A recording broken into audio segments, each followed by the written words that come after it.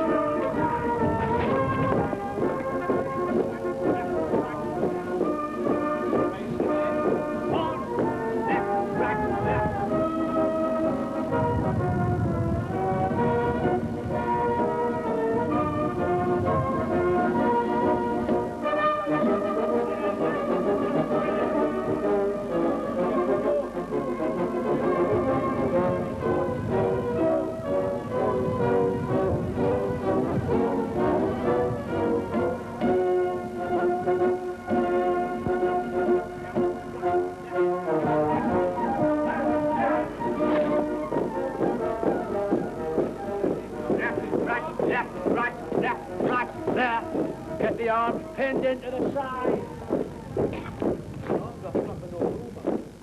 Bend the bit.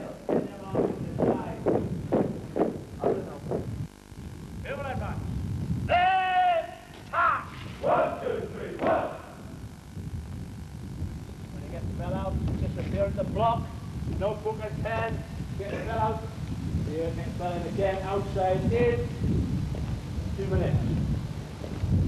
1, back! 1, 2, 3, 1, 2, 3, 1, 2, 3, quickly! When you back on in, you get it safe. I found the discipline not too much of a shock. So I was in the cadets and stuff, taught you a bit about discipline. But it is quite hard with this one. You get used to it after the first couple of weeks. You know what to do and what not to do, sort of basic common sense. But it is quite strict stuff. The first few weeks are very strict discipline. The rooms got to be immaculate so as you can, so as your presentation all the time.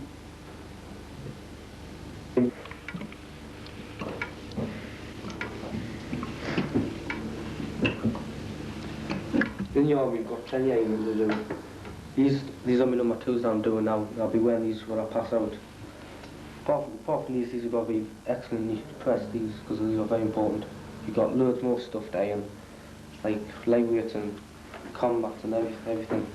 They've all got to be aimed good, especially when with guard duty for your combats, because if the best aimed stuff gets sick man, that means he gets off guard duty. Everything's got to be very good, as I've said, because they're very fussy in the army about your good appearance and things. Yeah, there's lots of things there. You've got jumpers, shirts, and all sorts. Of course, apart from aiming, there's plenty more things to do. There's a block job and you've the room inspections. The blocks have got to be good, toilets have got to be cleaned, swim floors, so long we've got much time for ourselves to go out drinking or nothing. Maybe to the weekend. When night times we work until sometimes all hours in the morning, especially when we first came here, we used to be cleaning until 2 o'clock in the morning and all that. But now we've got used to do it a bit quicker and better. So it's not too bad now. But still doesn't leave much time for ourselves. Even in today's army, pulling boots hasn't gone out of fashion. You still have to do them, even the NCOs. You can do quite a few ways. I'm doing it with a finger and burning it off, but you'll get shown your own way. All NCOs have to do it, as I said, but theirs always seem to turn out better than ours. Probably because of the different type of boots, I don't know. But it's very time consuming, but it's worthwhile in the end, as I don't get jumped on by the CSM. One boot will take you about 3 or 4 hours to get it looking like that, which isn't very good, but you've got to do it. And now burning the polish off that I've just put on. If you do this, do a few layers, burn parade gloss off, it should bring up a nice shine. But it does bring up a nice shine. You go through a lot of candles and a lot of cotton wool.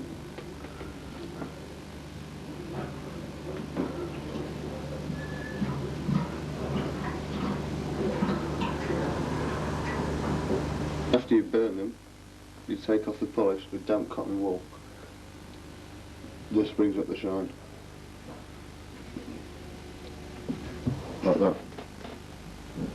That's how they should be.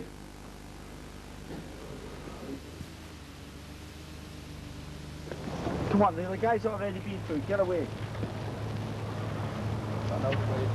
You've gone around through, yeah? What do you want me to do? His mongrel's going to take the stairs, you're in trouble.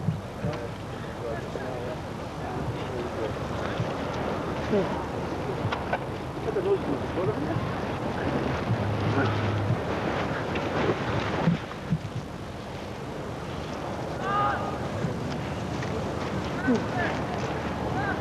The chamber test itself. When we get inside there, what we're looking to do, you'll have the respirator fitted and you'll have your hood up. Alright? Now, we would have put trousers on you, but as time permits, we'll just carry on as we are. It's not going to hurt you any. Now, inside the chamber itself is CS. It's an irritant, all right, and it's used for riot control. But we use that just to introduce you to the respirator and to some form of chemical to help use inside that chamber to know what the respirator is all about. Now, before we get into the actual chamber itself, what I want you to do is to use the buddy-buddy system, check each other's, or to check your own respirator, fit it, and use the buddy-buddy system to make sure it's correctly fitted. Go on, do that now. Okay, buddy-buddy system. Go on, then, you do it with him. You with him. Right, you change, you come in. Right, put your respirator. Remember, when you're putting the respirator on, make sure the chin piece goes in first.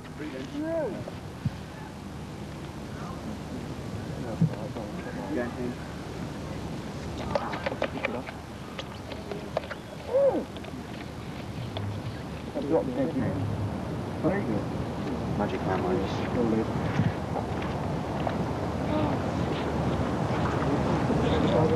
Okay? Right, yeah. All you're looking to do is just jump underneath there, alright? Just get the cross finger. Alright? Of the MBC training, it finished with our introduction to the gas chamber, and the whole purpose of going to the gas chamber is to put into practice all the drills that we've been taught in the classroom. Those drills consisted, the main drills were being able to eat and drink and being able to replace the canister on our respirators whilst in a gas atmosphere. Fortunately, in the gas chamber, the gas that they used was CS gas, or riot gas, not any of the nasty stuff that we might come across if we unfortunately ever had to go to war. So as I say, it was to be able to put into practice what we knew on paper, but hadn't actually had a chance to put into exercise under a simulated atmosphere. The eating drill, that was a case of eating a biscuit. What you had to do was hold your breath, remove the face mask slightly, swallow a biscuit, replace a face mask and breathe out to clear any riot gas that might happen to be within your mask after having lifted your mask from your face. The drinking drill, much the same. That was from a water bottle.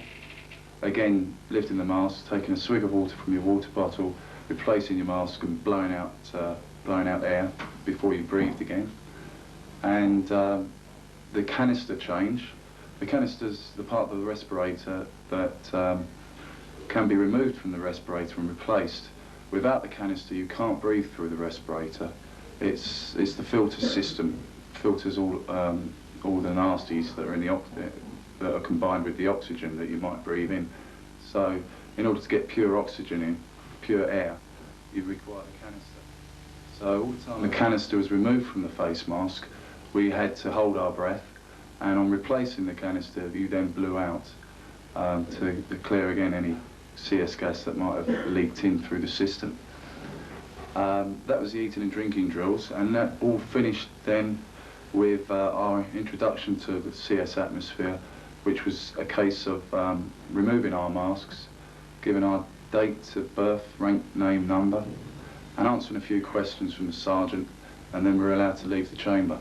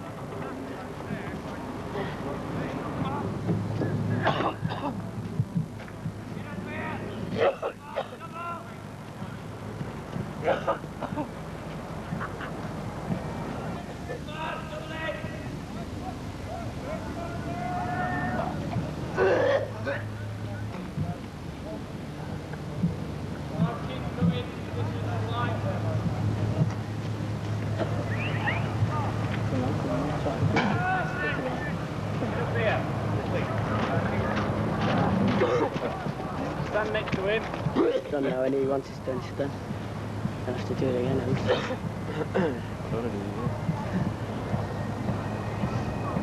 Smile at the camera. Smile at the camera. Mummy. Rub your face.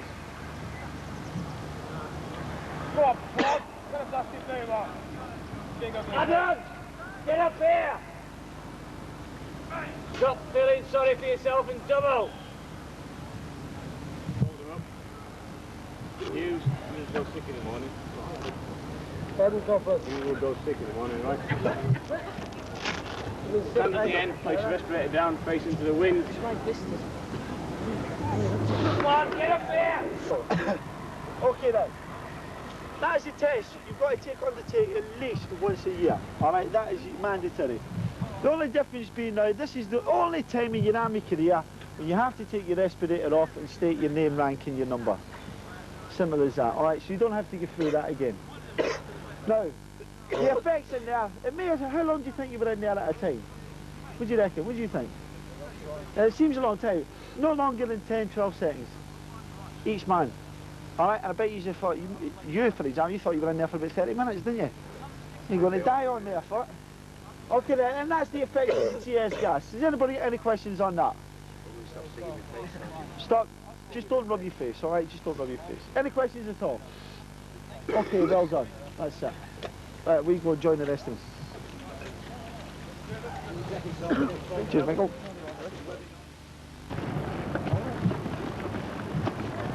Tell you to sleep. No. Dress is in front of you. Oh, you've got to raise your head, right? There, there's some dressings on the bank there. Okay. We have a shock treatment with us as well. Could you send the ambulance straight away, please? There's an ambulance on its way. There you go.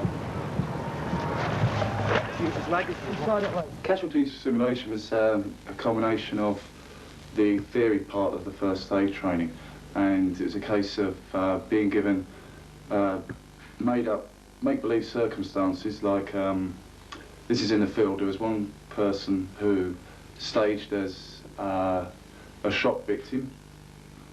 Another person was had a smashed leg. You know, he'd open fracture to his leg, and they had the dummy out in the field as well, which was to represent a non-breather, stroke cardiac arrest as well.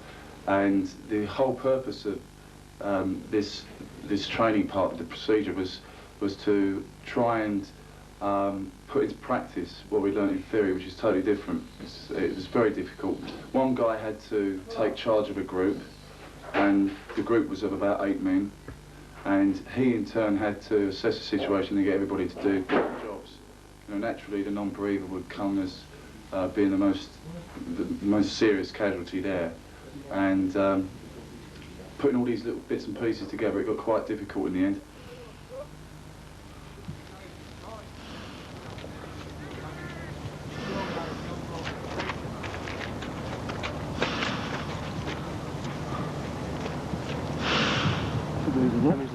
Well, she's doing okay, but... Pupils. Eyes. Oh, yes, you bloody thing. Yeah. You better tell me then, what is wrong with them all? Right. Right. After 33. It's not tricky. Sorry, bloody well, how do you know? You get over there, you go and speak to him. Go. Right.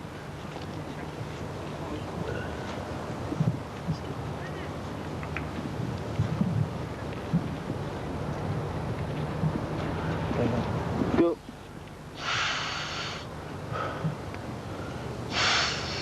No, it was. Stop and tell me what you've done. You do 3 breaths, Corporal. Why did you do 3 breaths? Non-breather one. It's a non-breather, you're doing the kiss of life. Double. Clear the airway, Double. loosen the clothing at neck and waist, maintain the airway. 6 quick breaths, 3 Ps. Followed by 1 breath every 6 seconds with the 3 Ps in between, giving you 10 to 12 breaths per minute.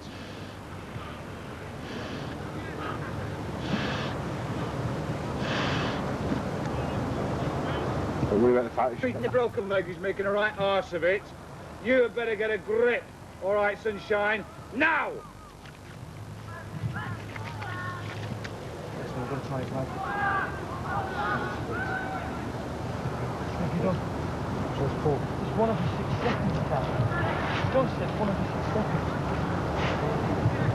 What's 1 every fucking 6 seconds? It's alright. Don't worry. It's almost done now. It's almost fucking cut.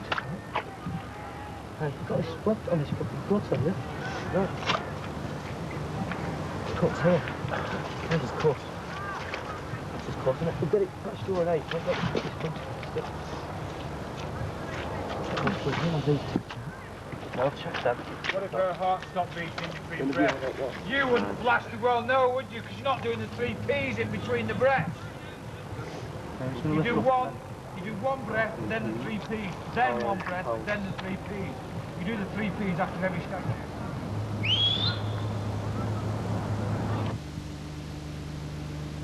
Take cover!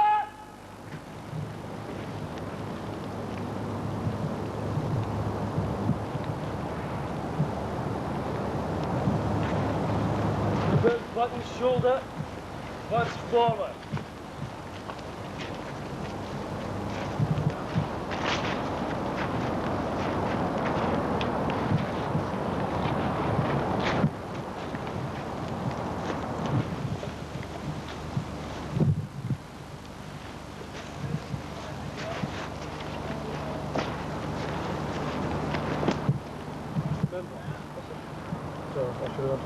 Yeah.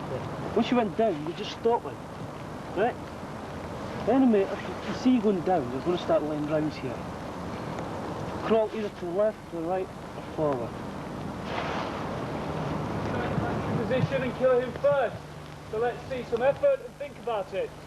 Right, I'll give the word advance. Remember to search the ground ahead, looking left and right. Right, let's advance.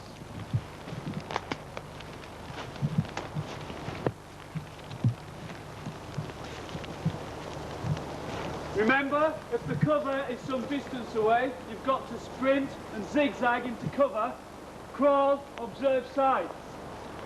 The noise of a twig crackling. You're making too much noise yourself. You're punching the line. Spread out. Take cover!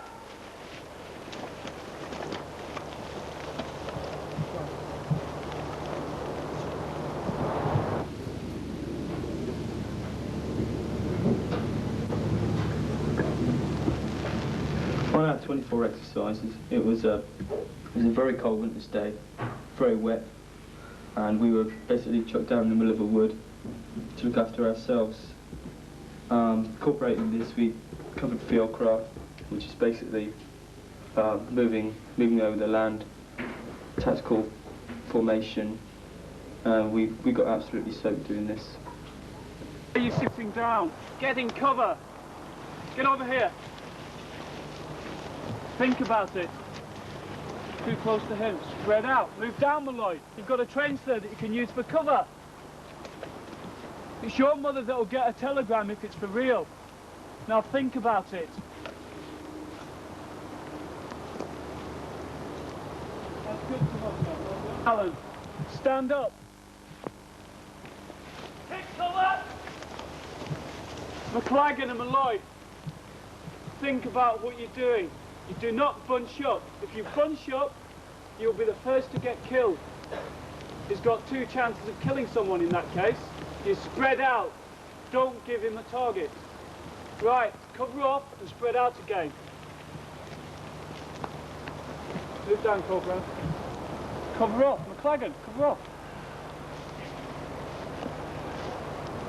Right, if you look ahead, you're going into thicker wood. That means there's going to be more branches on the floor. You've got to take care. If you make a noise, the enemy will know you are coming. Think about it. The less noise you make, you've got less chance of being noticed and surprising them. Right, advance forward. Take your time. Watch where you're putting your feet. Search the ground ahead. Look, somebody out there wants to kill you. Think about it.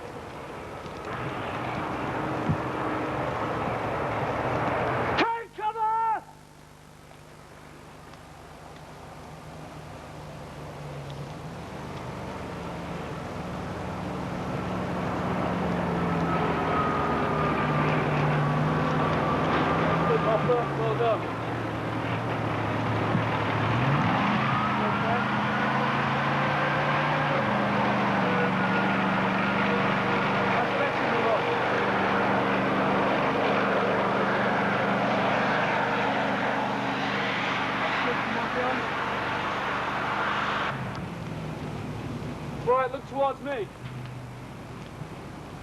If I am the enemy, and I'm over here, I want to kill something before it's got a chance to kill me.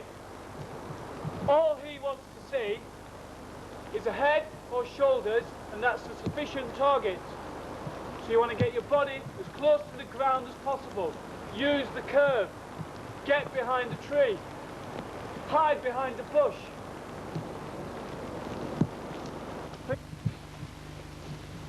Cover off again. This time when we set off, watch where you're putting your feet. You're crackling branches, breaking them, making a noise. Do it. Search ahead. You're looking, searching. Okay? Listening.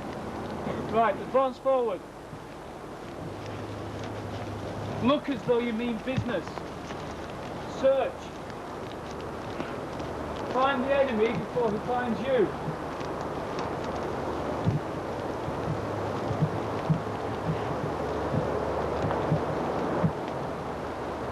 You're making too much noise. Take your time. Place your foot down gently.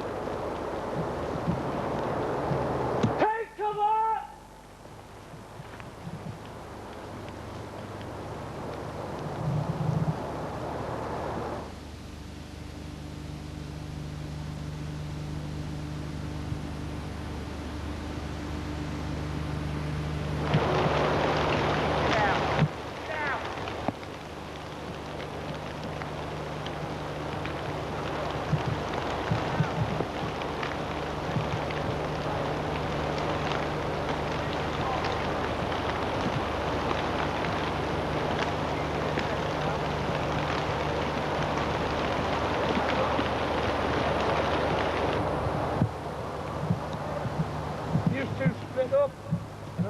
Cuddling each other or what? Right hand cover, left hand, move! What are you doing? You're a sack. You do not move out of position, all you do is get up. They're giving you cover and fight, he's not going to shoot at you. They're keeping his head down. That's so you can move quite freely by just getting up and dashing it down again. Don't bunch. You two are close together. You two are close together. Newton looks like a ferret. Left hand cover, right hand move. Down. Right hand's cover, left hand move. Left hand cover, right hand move. Why are you all congregating on this tree? You're supposed to be running the straight line in front of you. One of you's going to get him. Left hand move. Down. Right hand move. Down.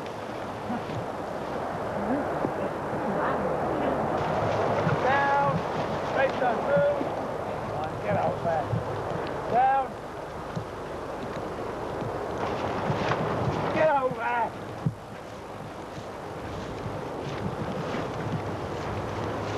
Sit down. Suck. When we go back to bed, pretty damn dangerous. Especially if you go diving in among the winnie bushes. The thorns prick your fingers, do they not, Prince? Yes. When we're underneath, melt down Somebody's shooting at you?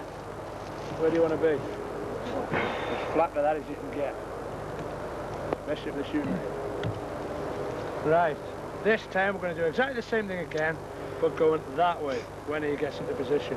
Look around so you can find him. This time, now you carry on as section commander. Points the note on that one. There was a time there from across here, although this was your centre of axis, you four were starting to come in from one big funnel, right? If, and as this possibly will have, if they have task on this area, wherever they've got an enemy position set up, one mortar down there would have taken all four of you right out. Straight away, one gun. Even a machine gun set further back, in a deeper position, all four of you, one burst would have gone. So don't forget, spread right out. You haven't got to hold each other, you haven't got to come into the target to kill the enemy.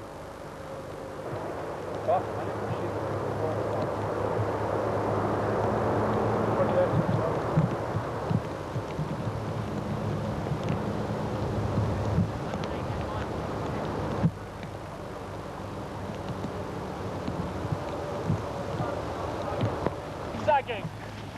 Down! Right, back again. Back again. Quickly.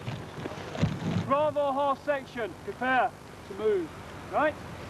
Indication to crawl out of your fire position. So you crawl backwards. Crawl backwards now.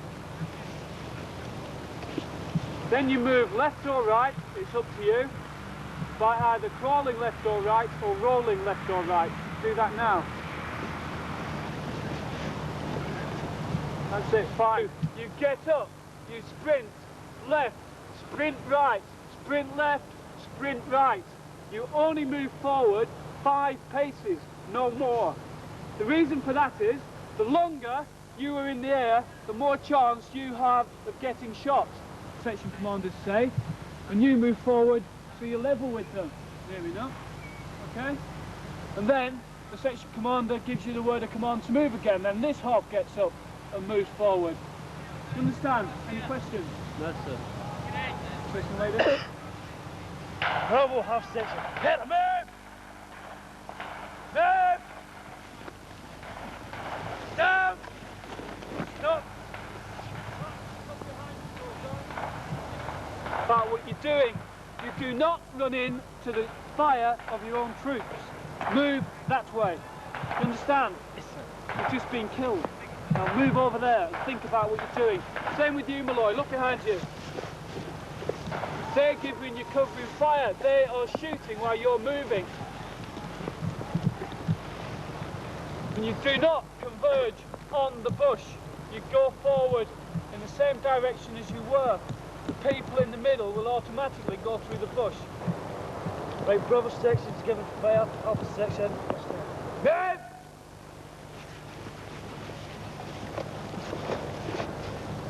Stop. You do not get prepared to move. Once they go down, you'll just then hear move. That's your indication to go, right? They now know where you are. Once they go down, that's your cue to start moving. Because they're going to immediately start opening fire. You understand?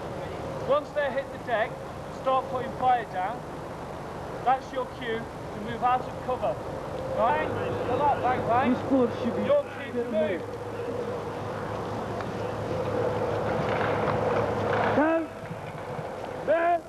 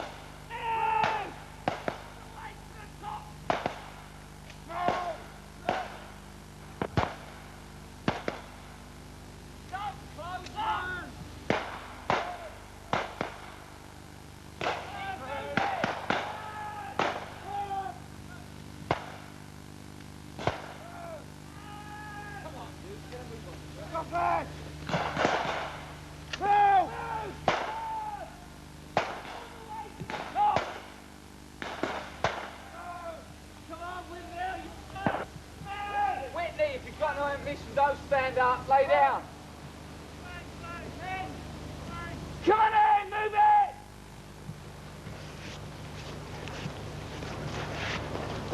Straight line here, come on, hurry up.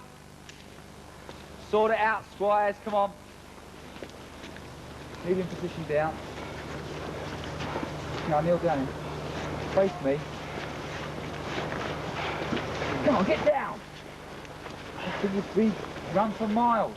All right, listen in. Hurry up. You must get it into your head that when you're going to skirmish forward as individual fire manoeuvre, you and your partner must be as one. You must know exactly what he's going to do. I.e., he's going to go forward 5 yards and he's going to stop. And you have got to come up beside him and stop. And then he's got to go 5 yards forward.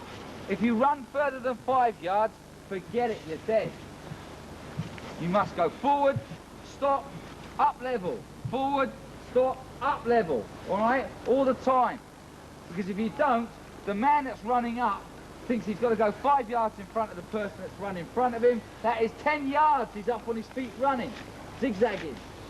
It's 10 yards. He can't afford to be on it up and exposing himself. Everyone got that now? Yes, sir, son. Okay then. Stand on your feet, turn and face that way.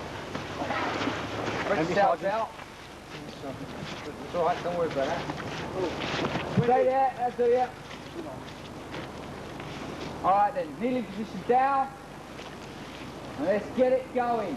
When I say to get down, I expect you to get down onto one knee. Get to move. Move! Down! Move! Move! Down! Move! Down! Move! Down! Move! Down! Move! Down! Move! Down! Move! Come on! Down! Move!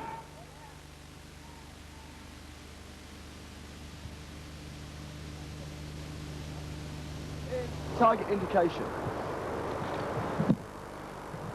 You, as soldiers, must know how to break down the ground and indicate targets so that the remainder of your section, or section commander, can lay down accurate fire. If you don't know how to indicate a target, what could happen is you're the only man in the section who can see the enemy.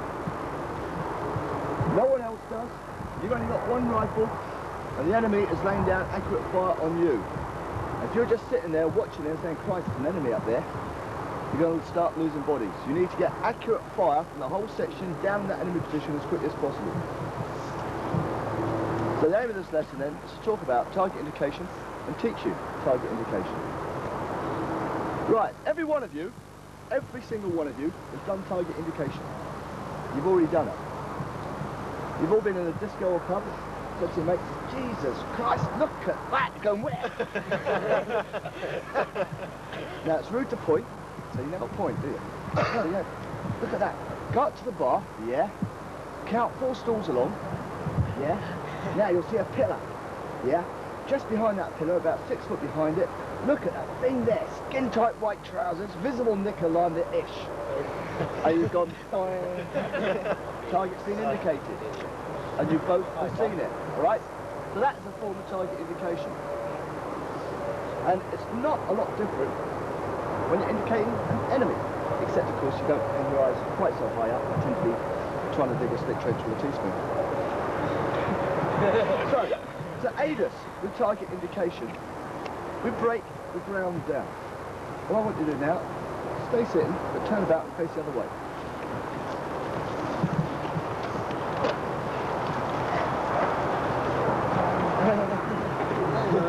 Right, so that people know exactly which part of the ground to look at, we break the ground down.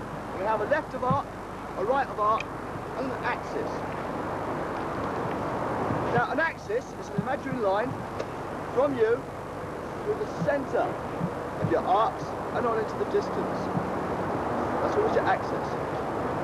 Axis, sorry. So, what we do now is look down the far end, drop, and right down the bottom you'll see a very prominent fork-top pine tree. See? Direct to your front. Look, don't look at me, look down there.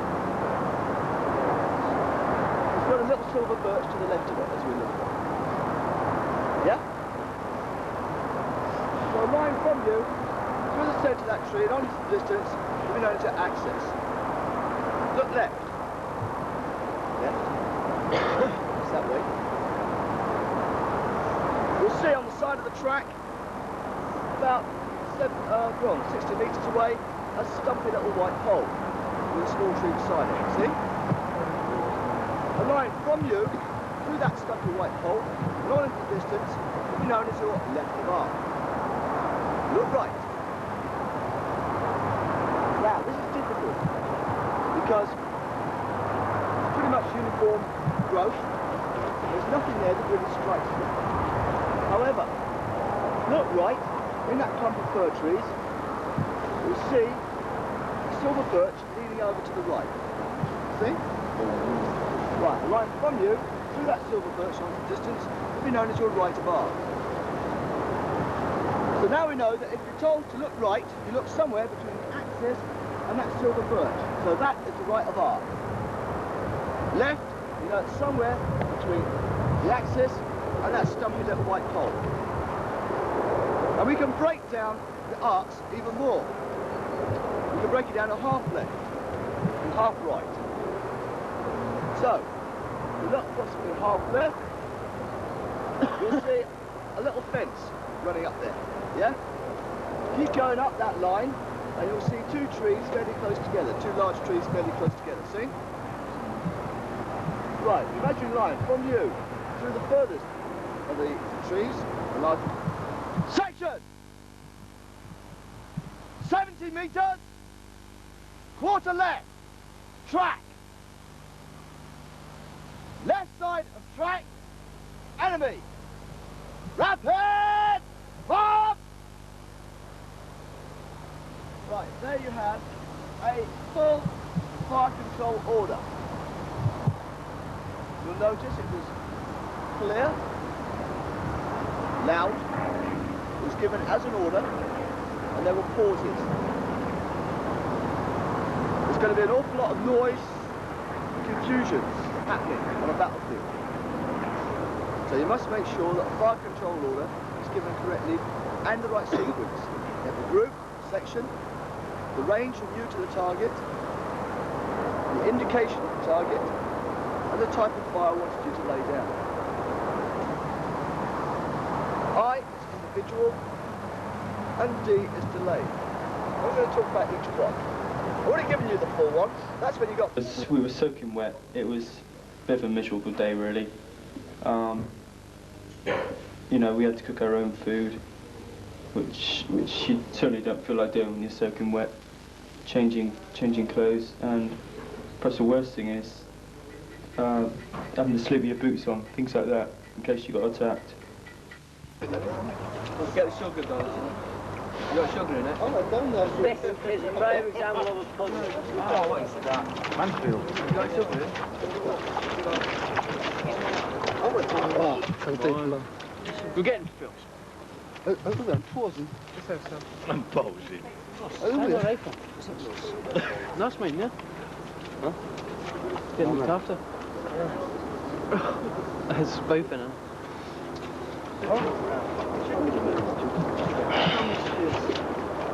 Bit of equipment up to the sub-polys.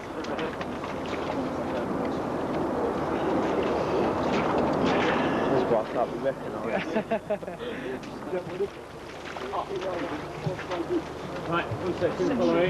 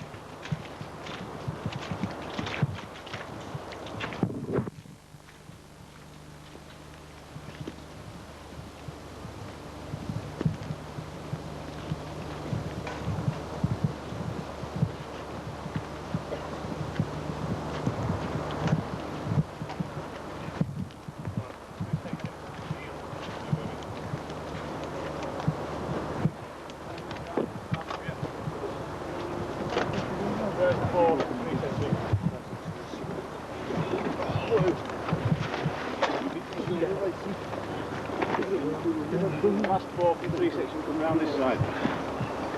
What we're going to do now is a normal run of events in a battle. Orders are given. The orders are given to tell myself, being the platoon commander, what is going on in the battle and what my platoon is supposed to be doing over the next period of 24 hours, and it can be less than that, or longer.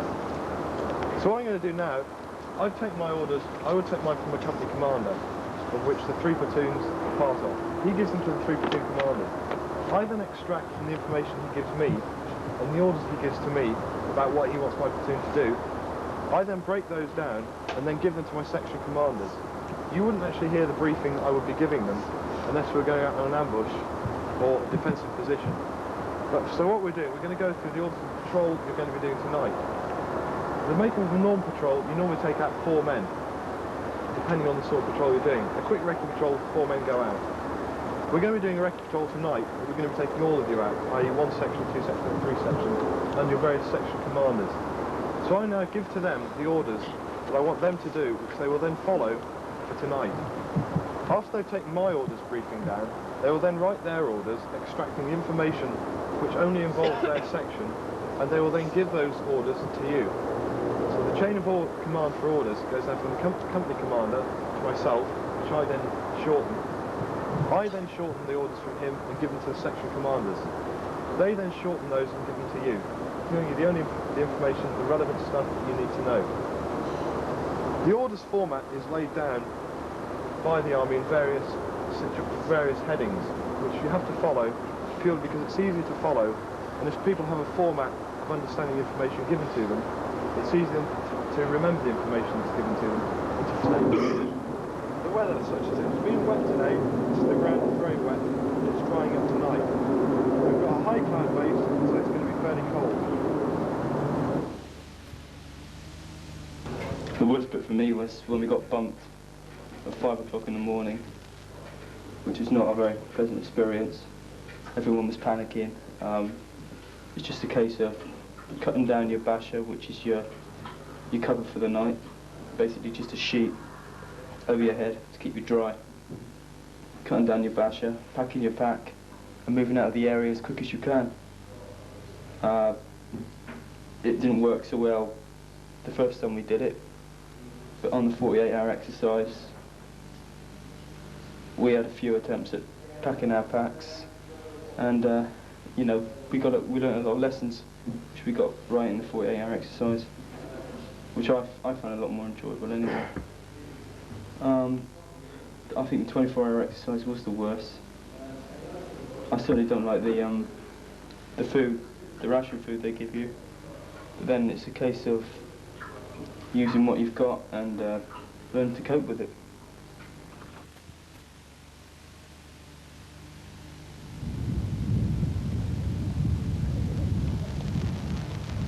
One explosion, 10 rounds. 1 round, explosion.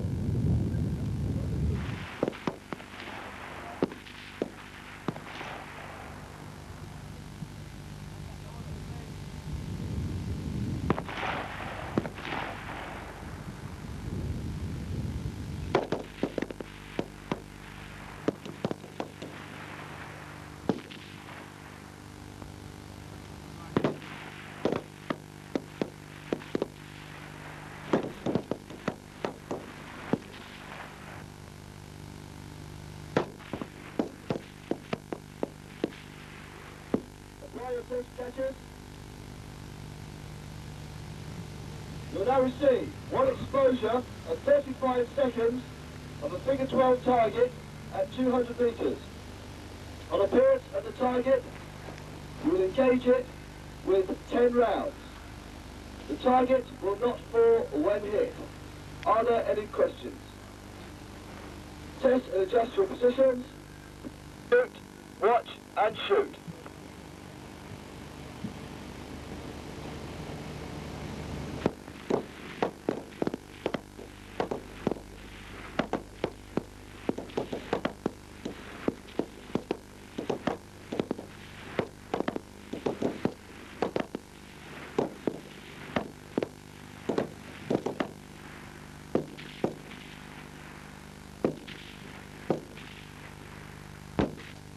magazine of 20 rounds.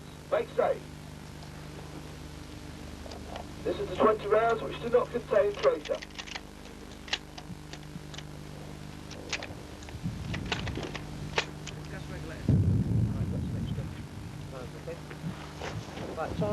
Place your weapons down on the ground to the left of your fire trench. Okay, just place your weapon on the ground to the left of your fire trench.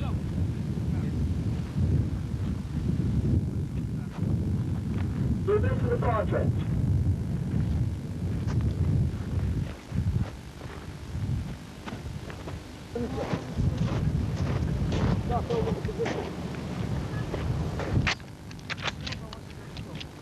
Adopt the standing supported position. Ready. Mate, ready?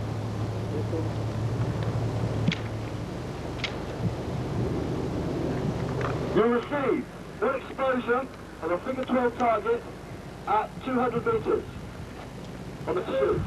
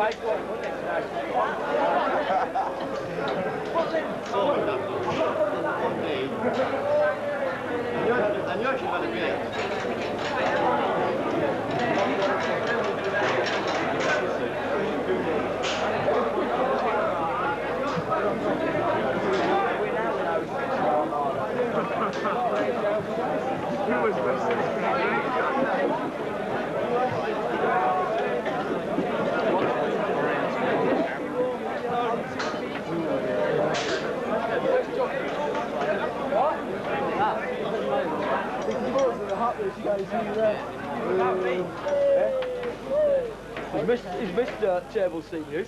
That's right, head of table then. Get my stitches in as well. Come here, alright. Soup meal pudding. Oh my god. What do I feel for the soup?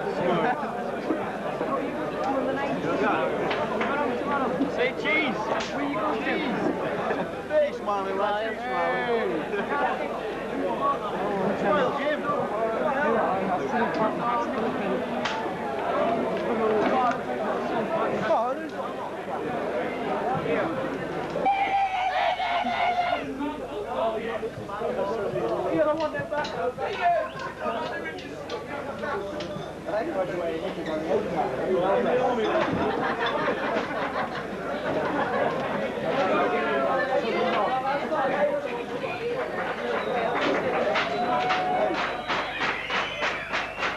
wearing stockings today as well. What do you put them over there? I can't talk to them. Let's try it again. Good afternoon. Will you all say good afternoon to my very good friend, Sgt Oswald? Hello, Ozzy. How you doing?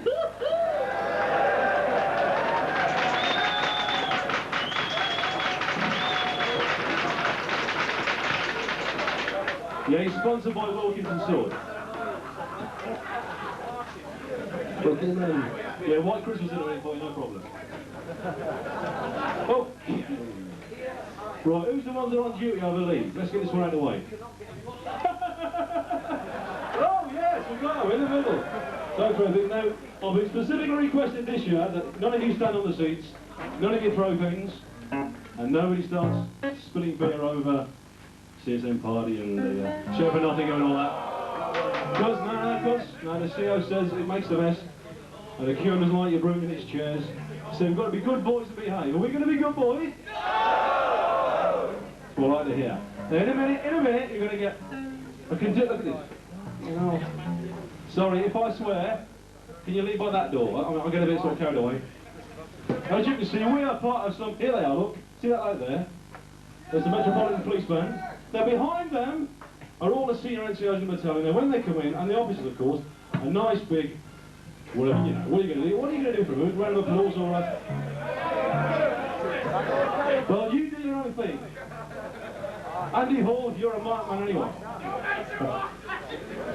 Right?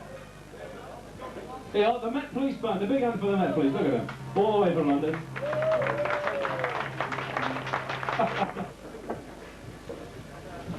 Right, you're going to applaud it, come on,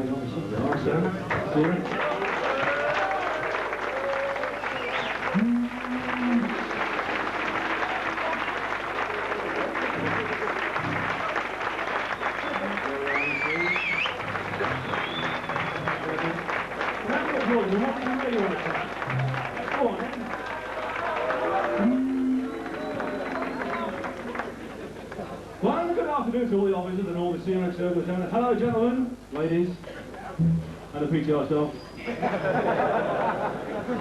And of course, Sergeant Oswald. Hello again, Ozzy. Good to see you.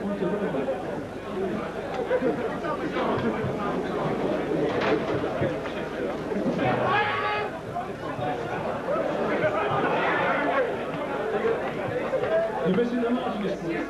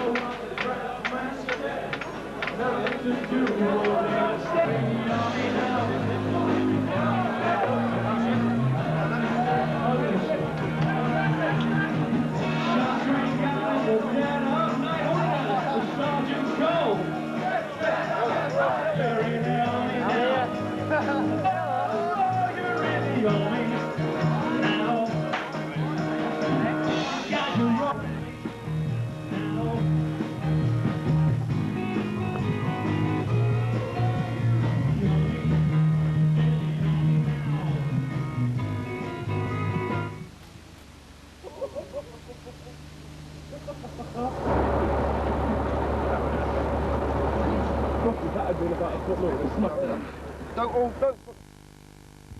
Section 1, warm yourselves up first, because you will most probably be going first, yeah? Sort yourselves out, whoever section 1 is. Right, when you're running with a stretcher, try and keep the tallest men at the back and the shortest men at the front. That way, the stretcher will be naturally heading in the direction you're going. The small guys at the back, he's got all the weight, like that. How many men are in a team? 7. 7 both team, is it? Right, so that means you want 4 at the back, 3 at the front, yeah? So obviously the small guys must be a bit fit, something like you or something, right? Work on it as long as you can, stay on it. I'll be running around with you, Once you get round to the field, change every 40 metres or something like that. If I see you dropping, I will tell you to change, yeah? In week 7, we have our CO's competition. This is a competition between the 6 sections and 2 platoons.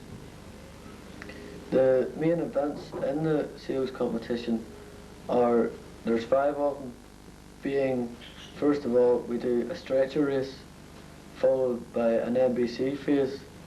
It's a run, and then we go on to our weapons, still wearing full NBC kit.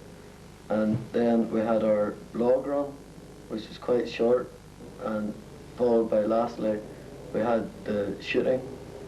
Each of these events are timed, and you can pick up penalty points in them as well.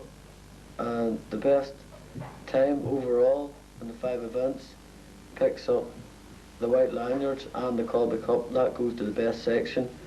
And in the 3 sections in each platoon, get the best 3 sections get the best platoon overall.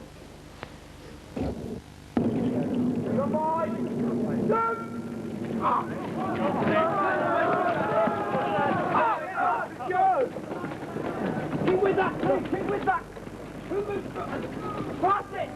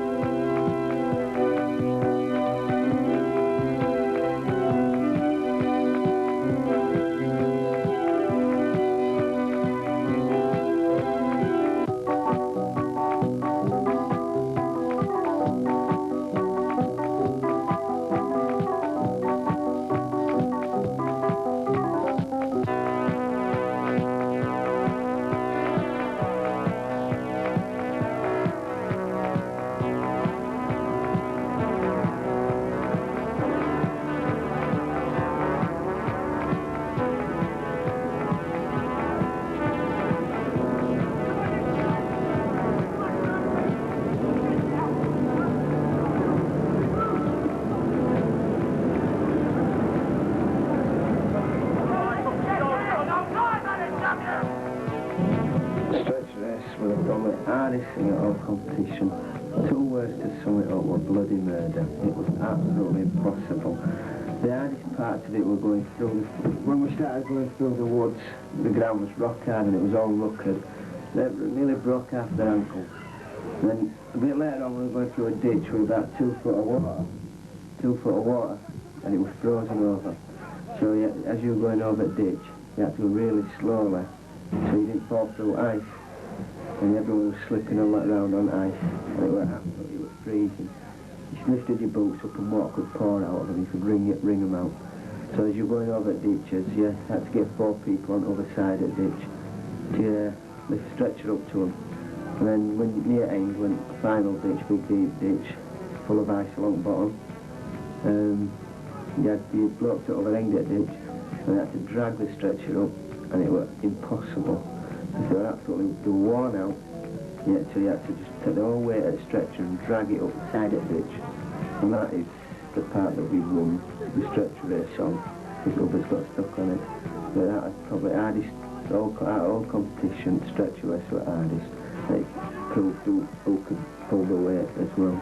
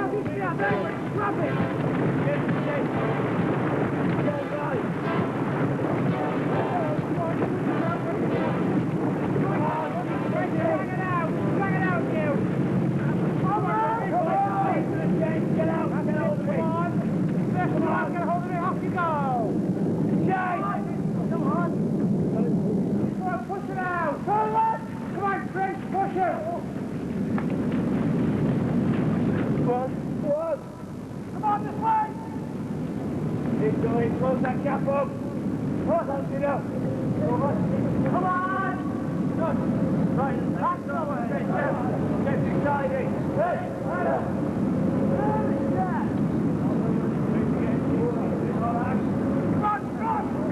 come on, push it along, come on.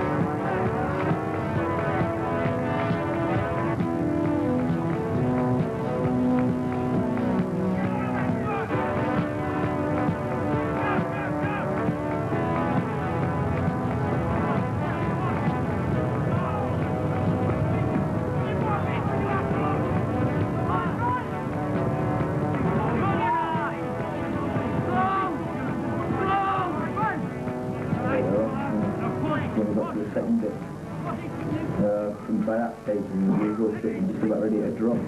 You know, I know a couple of boys in the other team, did right, but, you know, I had one boy struggled particularly, but, you know, the team managed to push him on. Got down the field in the snow, you know, with so much in knees. And, you know, you're trying to push through the snow. And, you know, it's weighing you down, the stretcher, you know, the weight of the stretcher and everything. I think we dropped it in the snow there, or near the end, and we had to sort of pull it out, past the net, the fence for me. You know, a couple of there started shouting, there's only 400 metres to go, and that's when we started pushing. We had another team racing with us at the time. You know, they must have strung just as much, because they overtook us near the beginning, you know, sprinting right past us, and we thought, you know, with no chance why, because the speed they went past. But by the time we got to the fence, we caught them up, like, and we overtook them at the fence, just by the edge of the woods. And that was what we wanted, because then we were in the front. We both pulled up to the first ditch again, neck and neck at the time, and we both plunged in. And luckily, we managed to get our stretcher out before them, and they managed to struggle getting a stretcher out. Sprinted down through the woods, you know, people changing over the stretcher all the time, like, apart from a couple of boys who wouldn't by this time just about ready to, they weren't dropping all the time, like, you know, pulling them up. I mean, our stretcher was getting really heavy by this time. We pulled it through the woods, out the caravan park, and just sprinted down towards the finish. And then we got a round of applause, like, yes, put the stretcher down in the box. Four of us standing behind it. People cheering us on all the way down there, you know, really pushed us down, but God, I wouldn't like to do it again.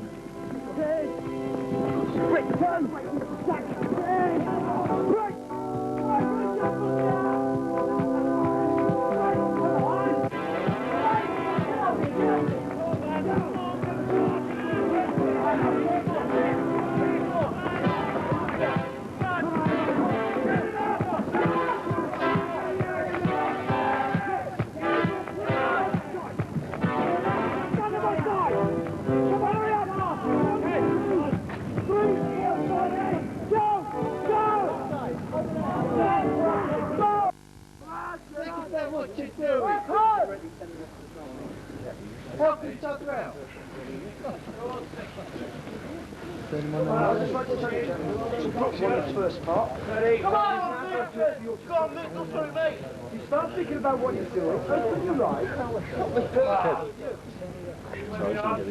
Get it, go! Go, hey, Evan!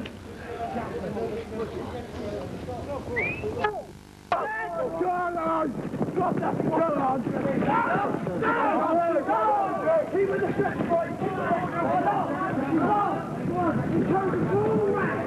So after a stretcher race, you know, everybody's ready, fit to drop and just, you know, get out of it. We've got a site with 8 bunkers, you know, to handle. And I mean, for me, that was it. I just wanted to say, you know, no more, but with all the people in the team, you know, you couldn't let them down. You had to do it, like, so, you know, we went over, put on our NBC suits, had them checked by the sergeant majors, and we just pointed up the track, and all I seen was this long, you know, white corridor you know, sort of it looked like it went on for miles up this, up the side of these bunkers.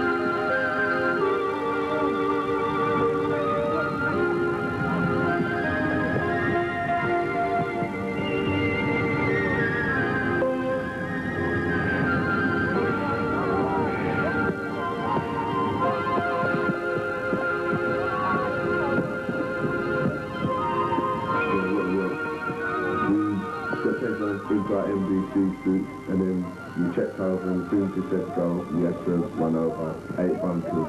We had to run down the sides of them, 8 bunkers through snow drifts and everything.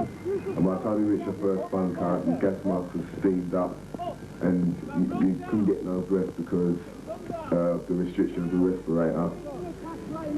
Went over the first one. I was usually one of the in the lead, right, and I mean I was knackered today, right, because after the stretcher race was finished. But first bunker we came to, I think my friend Graham had to help me over. By the time we reached the 8th bunker, I was fit to drop and that, and we had to wait for everyone else to come in. And then when we finally finished the bunkers, we were so tired we didn't even know what day it was, and they had to direct us into these pens where you go into the pen, you wait for the rest of your team to come, and when the rest of the team comes in, you're counting that. By that time, you're praying for them to let you take the gas mask off.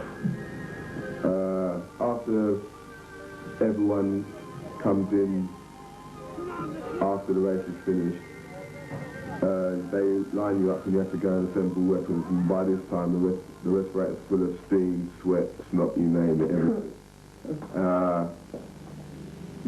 When you assemble the weapons, you've got to look at all the serial numbers, tiny serial numbers you can't even see and everything like that. And you've got to assemble 3 SLRs, submachine guns, and 2 light machine guns. You can't see anything at all.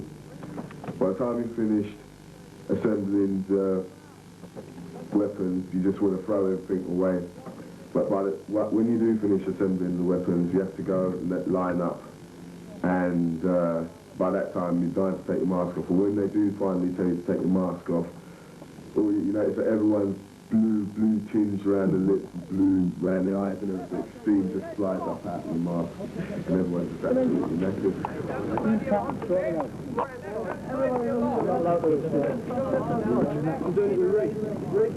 Right, stand, face me, listen. Get one behind the other. Behind the other, not on this side. Left side. 4, 6, 7. 2, 4, 6, 7. Right. I'm not going to explain the course. The course will be run for you with the NCO up in front. Very short. Time to beat is 4 minutes 19. Work together on the log. Take your turn. Get in on it. Help each other.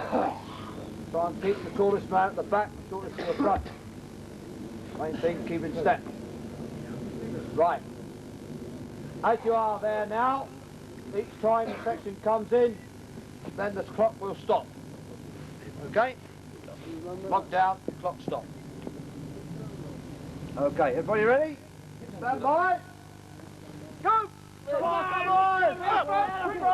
Left, right, left, right, left, right, left, right, left, right, left, right, left.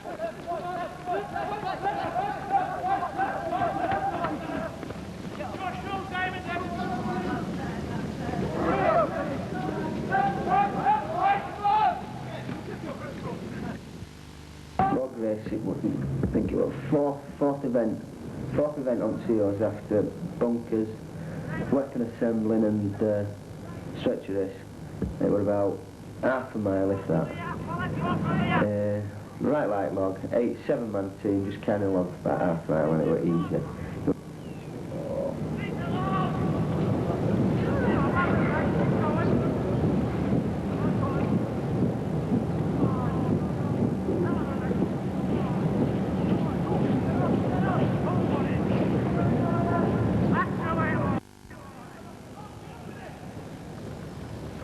got to stop together when you get there.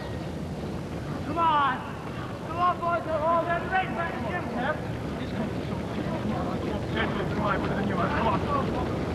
That's the way. Come on, push, push. Come on, last stretch down to the gym. Come on. Come on, boys. We're miles ahead. Now, don't slow down. It's there. It's there. You're there. Drive. You're there. Drive. Come on. Drive. Come on. Hey, hey, hey. Come on, you two. Come on. You baby. Come on. Come on, all the way. All the way. Come on. Come on. Come on.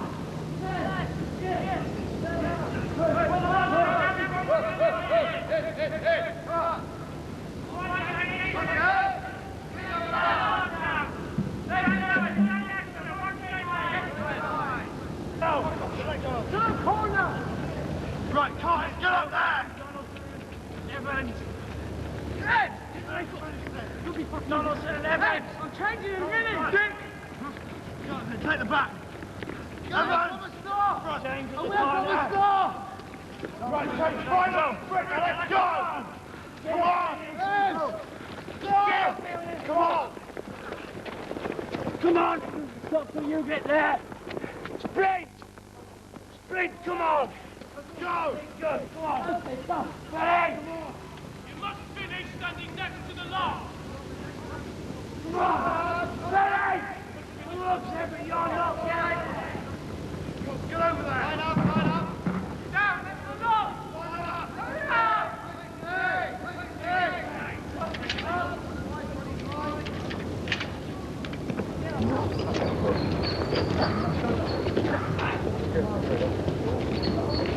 Not all hang off it. You're going to organise yourselves into pairs, the same height. You two together, tough, you two together, and you two together, right? And you just stay floater, okay? Two guys on the log, one at the front, one at the back. You grab the log and you sprint off. Sprint as hard as you can. The rest of the section goes with them. Nobody's dropping back. When you start getting tired, you shout change. And you come in from the opposite side of the log that they're on, hook under it, and you sprint off again with the log. And you stay with them again. And do it in pairs. So you go 1, 2, and 3. Yes, sir. Okay? And take the log for as long as you can. Don't just take it and think, right, I'm getting tired, I'm going to bin it and shout change. Put all you've got into it, because you've got to win this now. Line up, one behind the other. Sort it out. Faster than the speed, Line up, one behind the other. You better be, because these guys are going for it. Line up, one behind. You'll be guided round by the NCO along the way. Very short. Time you've got to be. No what? 19. Be briefed by the happy various people to Working this out now, be done. don't fucking try and talk.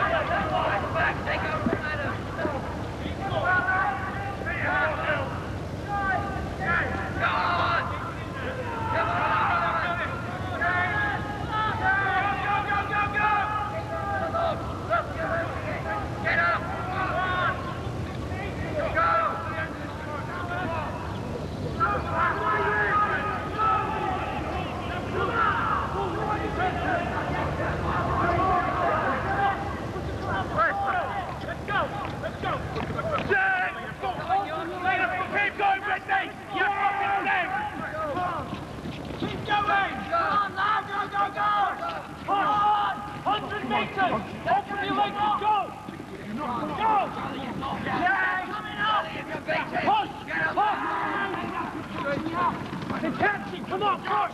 Yes! They're catching! They're overtaking! Go, go, go! It's sprinting! Come on! Go, go! Go! Go!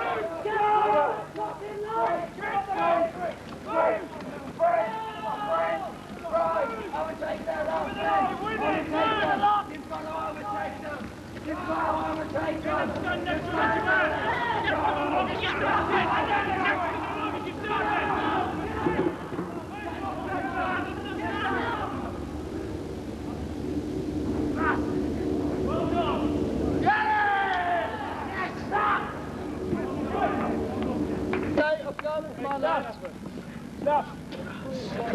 35 seconds. Still winning. Good picture. 35 seconds. Listen.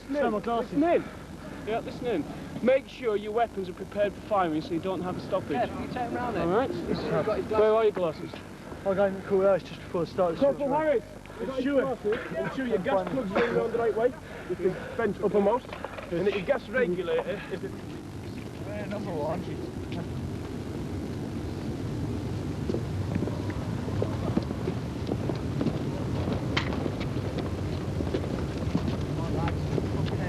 Harris, tell your men, if one man fires before the whistle blast, I'm going to fill him in. Ready?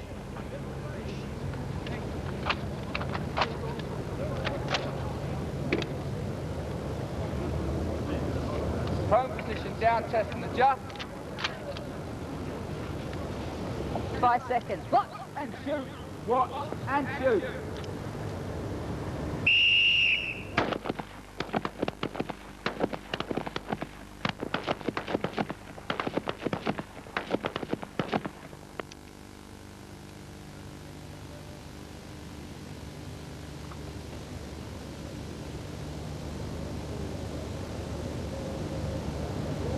Lost time, 35 seconds.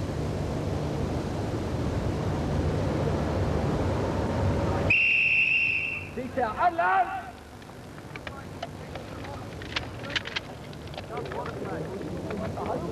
Ready?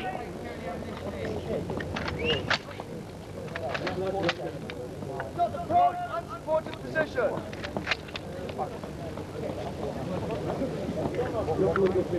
Watch and shoot! Watch and shoot!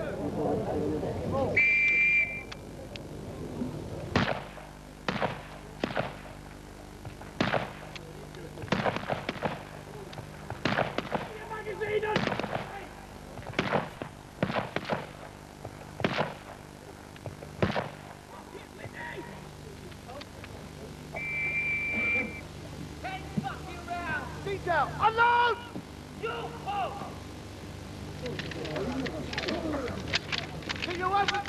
No penalties from there, right? 1 penalty there, 2 penalties there. You don't get a score for it. Yeah, but you've got to get our dressing. Because I'll push you out of the way to get through. Yeah, but you have to dress up on the side.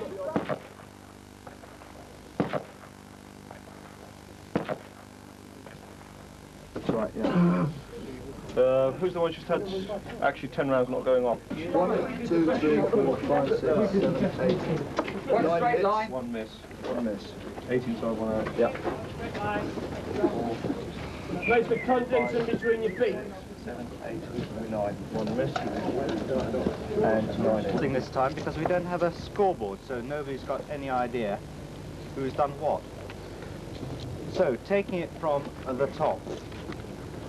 Rhine 1 came up with a final time of 46:21. Rhine 2, 42:42.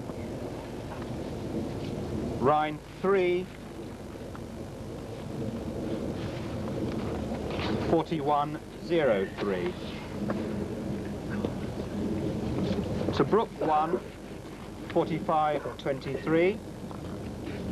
Tobruk 2, 46:33. Tobruk 3, find it, 38:40. Quiet. So, it's painfully obvious who won the section competition. Platoon competition, Rhine got a grand total of 130 minutes, 6 seconds. And Tobruk, if I can find it, 130 minutes, 45 seconds. Yes!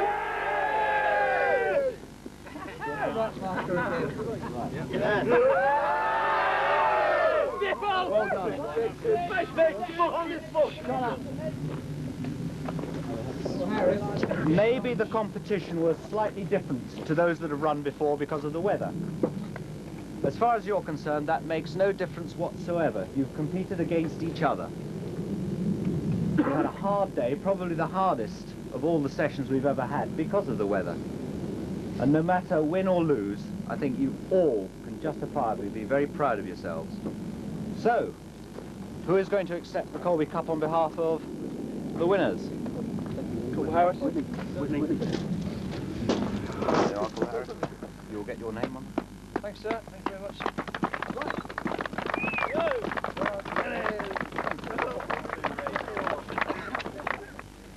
Come out and pick it up.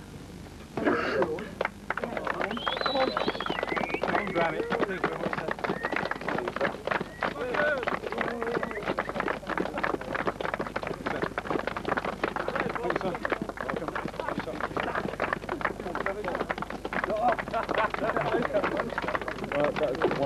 Thanks, sir.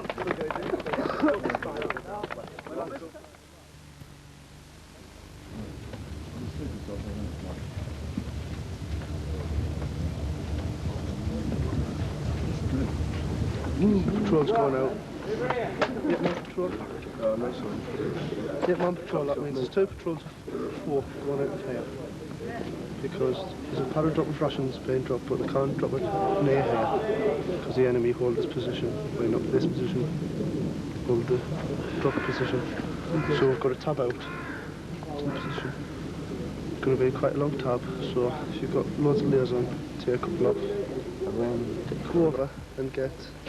They're not dropping it in the zone that they would have been dropping it in. So we've got to tab out of the area, get it. Right. There's rat legs with us. So, all sections are 11:44 now. And everybody ready down here for 12:35. Yeah, on the path. 25 to 1. On the path, are they? Down here. Just here. Ready to go. So you've got loads and loads of clothes on underneath, take that off because you're going to be hot. What about water bottle? What about the other sections they going? Water bottle refill, save out it when we get down there.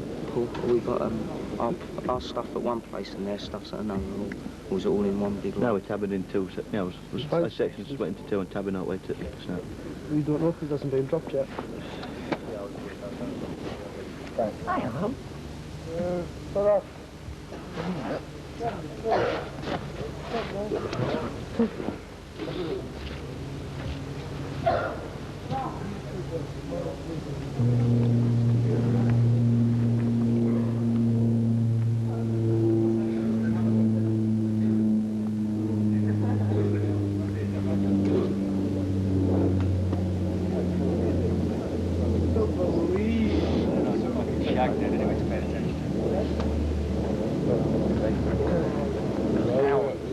An unknown destination. 12:45. We've got 2 4-man patrols, a gunner in each. We've got a tab over there. Enemy are holding drop zone. We've got to get our rations. Where the tab area is? No, but we're going to get maps. We're going to get ammunition issued. 12:45. It's going to be a parachute drop. What's that to say? The enemy are holding the area? Yeah, I did say that actually. So what's the section? Hey, Jim, you, Rupert, Jock, Westy Jock, Brent and me. Gunner goes up back. Rubbish don't we dig it till dark. Wondering, starving. Starving hungry. How's food hidden, Paul? The whole platoon. Don't put it there in the first All hidden in one place, is it? It's just a parachute drop. It's not actually just. It's not actually It'll going to be a be sort of holding Land Rover probably. Is there anything going to be there? Yeah, there will be something, do you? We'll probably There's have enemy to do that died with a lucky There's enemy in the drop zone. That's what we're getting round. In blast. So we've got to fight our way through to food. But we've got any special weapons? I'll just get there.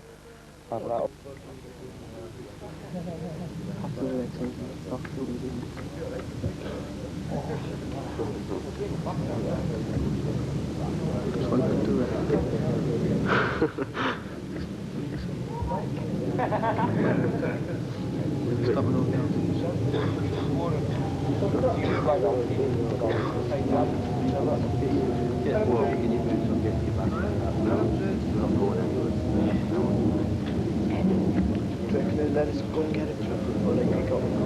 Hot and cold.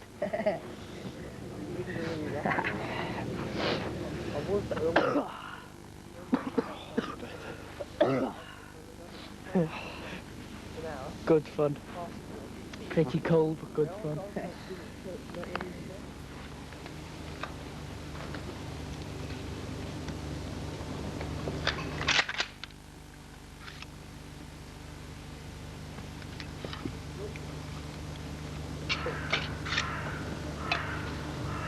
Slowly take the back off, roll back.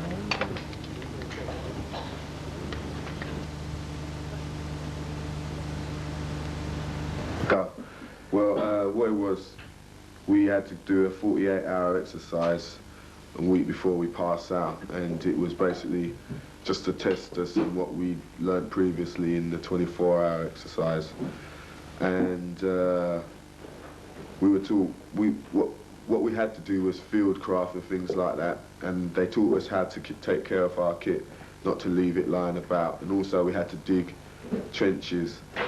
And then one morning, because we took a long time digging the trenches the night before, and because people out of a certain section left their kit lying about around the camp area, they decided to teach us a lesson. And well, we went out there determined to keep dry and warm, and in the end we ended up crawling through the snow and mud. We've now been here coming up to 24 hours, in fact just short of 23 hours we've been here. We've been digging trenches for somewhere in the region of 21 of those hours. Not very good to dig the trenches during the night, fair enough. However, you've had time up till now to have those trenches dug by sharing it amongst the sections, by everybody taking the turn, because people that have dug the shell scrapes didn't even break into a sweat. You should share it amongst yourselves to dig the trenches. And some of them still are not finished. Now, if the platoon commander's going to get on my back to get round you lot that have already been in the 24-hour exercise and have been told what is to be expected, then I'm going to get back onto your back. The jacket's now off. I've got my full kit on for out here, and we're going to go twice as far. And when we get back, you will learn, one way or the other, that by the time we go back in on Friday, you'll know the next exercise you go out on, which will be at Borden. You'll know exactly what to do and what is expected of you. There's 3 of us going with you this time, not just me. If you can't handle it or you don't want to go, just step to one side and I'll take you on the next platoon that comes up. Not good enough, is it? It's not good enough at all to have kit all over the place, to be taking your time digging the trench because there's no urgency. What about the Falklands conflict? What about if it happened again and you had to go down and you were taught to dig a trench and you took 3 spadefuls and turned around and said, and leaning on it, bollocks. This is not fair, this isn't on. We're here to teach you the basics. We're here to teach you the fact that urgency is the most important thing.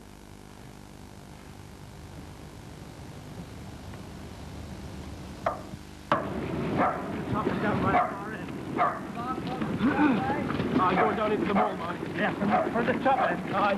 Yeah.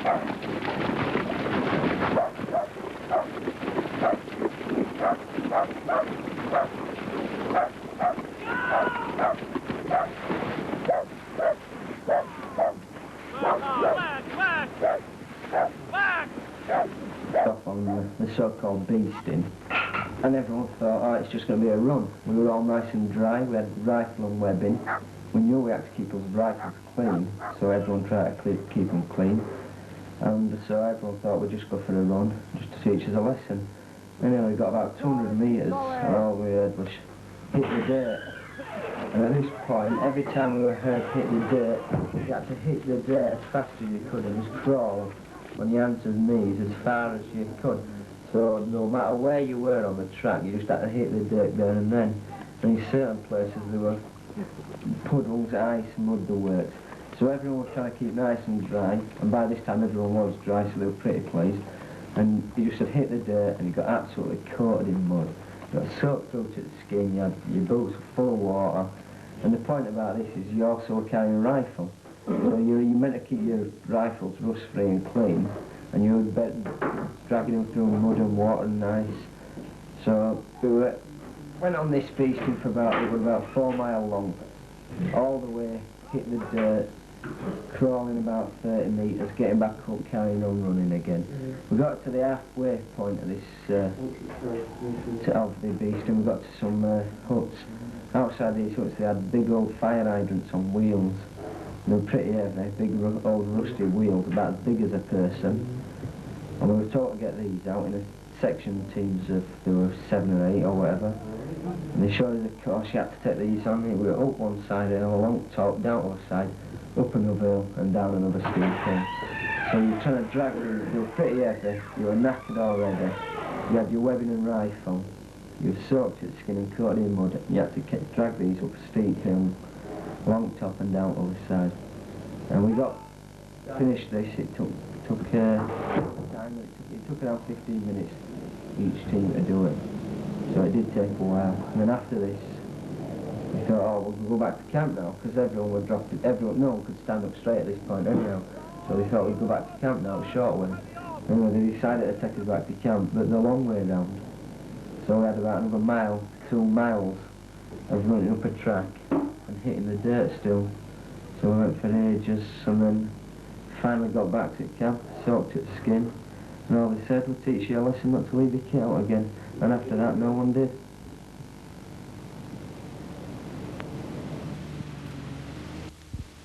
Come on, keep it tight!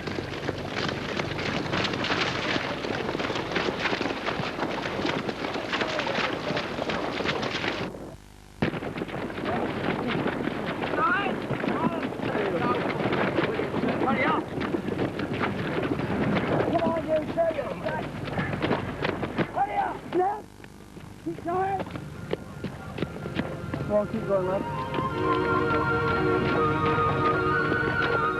Keep going.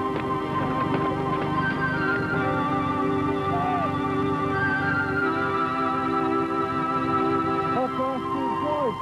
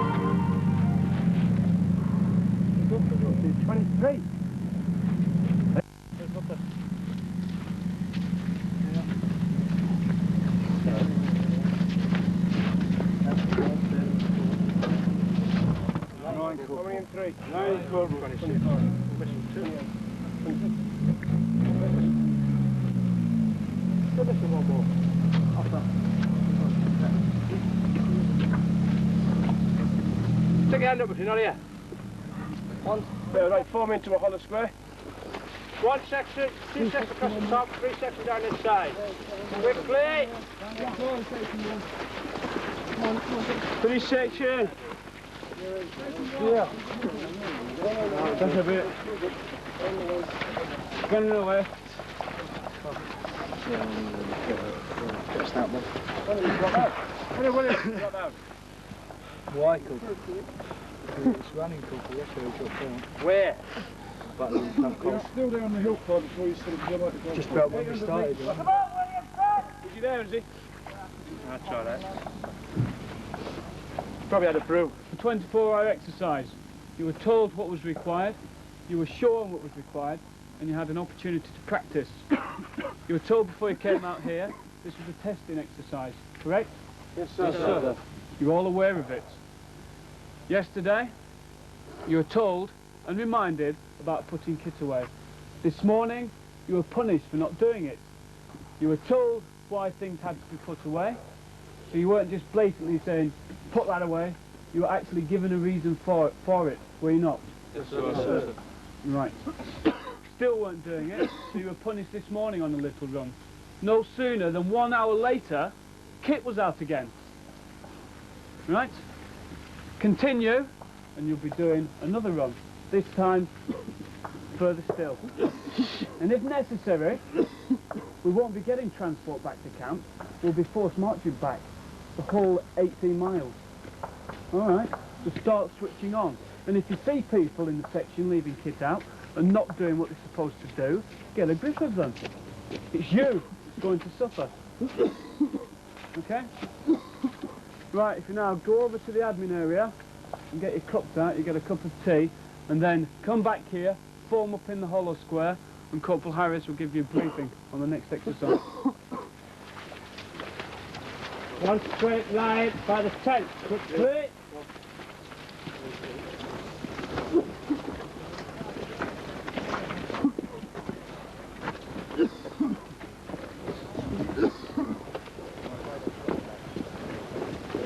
Gives me a cup of.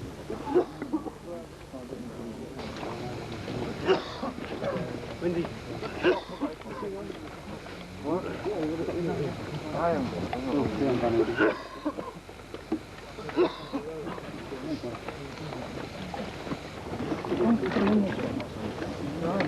So everything between the water bowl? Huh? So everything between the PTI nicked it when we went to Sandon. Talk to us. You nicked it? One of the PTIs. Okay, I went. Well, you know the area.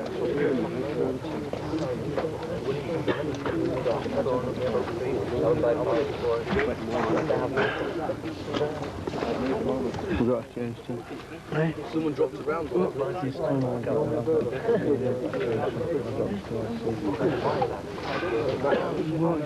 You passing, Billy? Hey? Who chose it? What are you doing with your kit at the end of there? Alright. Yeah, anyway, what you mourning about? You should have come first. It was your fault. We're going under in the first place. That's right. Because half of your lot section lost their kit. Oh, you Hey, shut up! You think you're too big to know you're not? Hi, Rob. Wish you was here. Good area.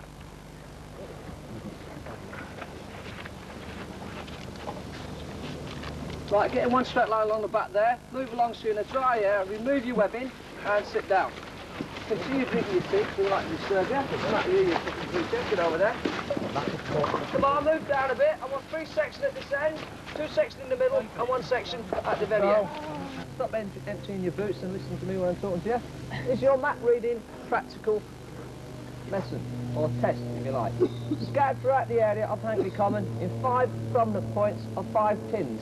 4 of them being red, 1 of them being silver, because I like to confuse you like that. Inside each tin there's a card, and on that card it has a different colour shape, i.e. a yellow square, or a fucking blue oblong, or whatever, a pink star, doesn't matter. What you lot are going to do is find the points, pick out the piece of card and write down what you find on the tin. To help you with this, we have these kits. And you'll be going out in groups of 3 or 4. Now I'm going to hand out the kits. Right, 3 section, because there's 9 of you, you'll be going out in 3s. Yep. Let me get. Right, you 3. Section 2. One, just tell me at any time. Next thing we got is a protract. Yeah, one of them plastic things. Still got one here. Good. Cool. Inside there then, you now have got 2 maps, 1 in colour, 1 in black and white, which is the question paper. Still got that? Visible from your location? Probably not. Right, I'll set a compass bearing on that in a tip. Sort of.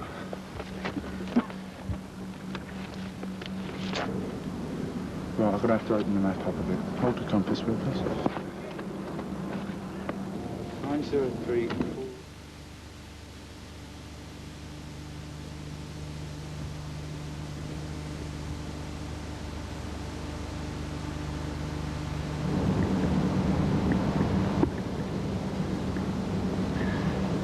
Up here. Alright. Right, we're in the right position. Yeah. Where now? We just need to find the tripod. Then your rations are going to be within 5 metres of that. So spread out and let's find this tripod. When you find it, shout. Okay. And we work from there. Right.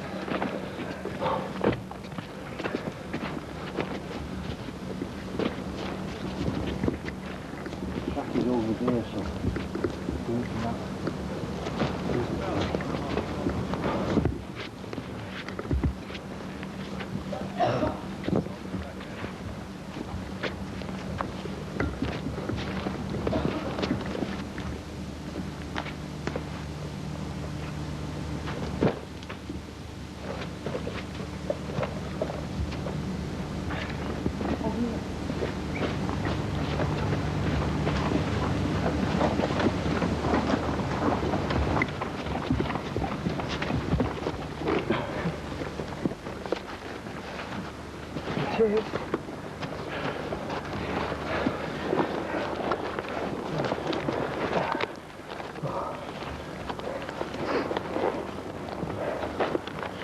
Well camouflaged.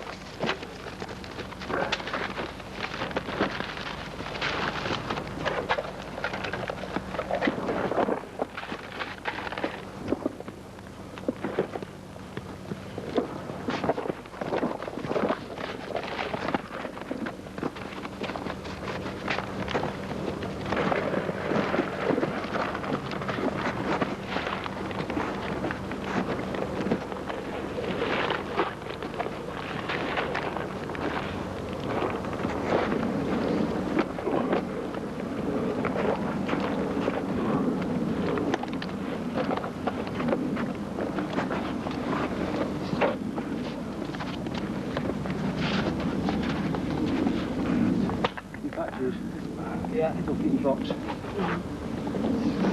Screw up, put it in your pocket. Come on, let's move. We've now got 35 minutes to get back.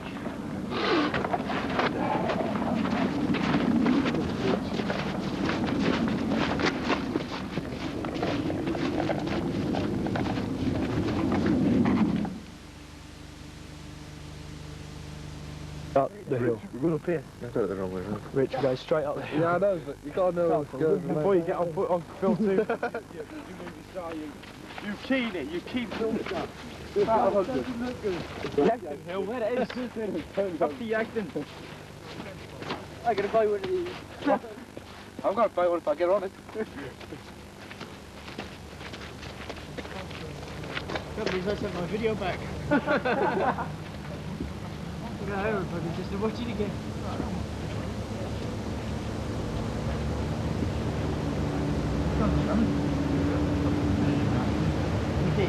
Don't worry about it. All right.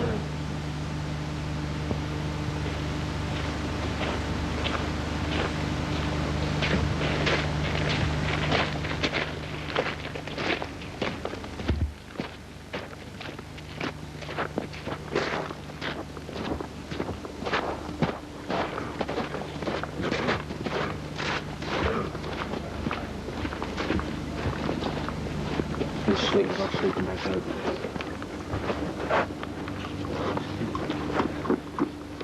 Put the rubbish in the bag. Compass. Yeah.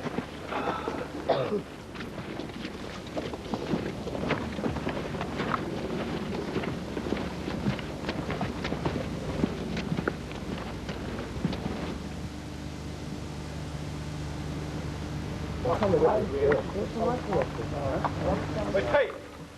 Yeah. Creepy. It locked then, did it? For a little while. Who was? Didn't know who they were.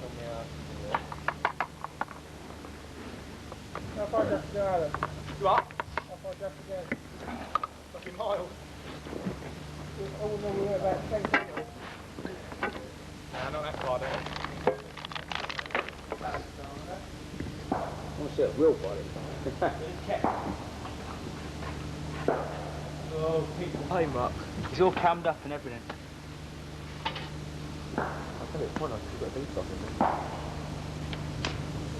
in Meal matches.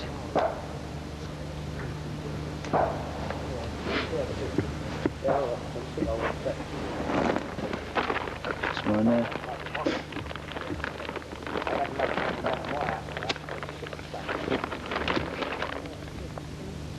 You know, like it? Alright, it's okay. Yeah, it's not good to match that. Shove some bog paper underneath it. Can you match that? Here, shove that underneath it.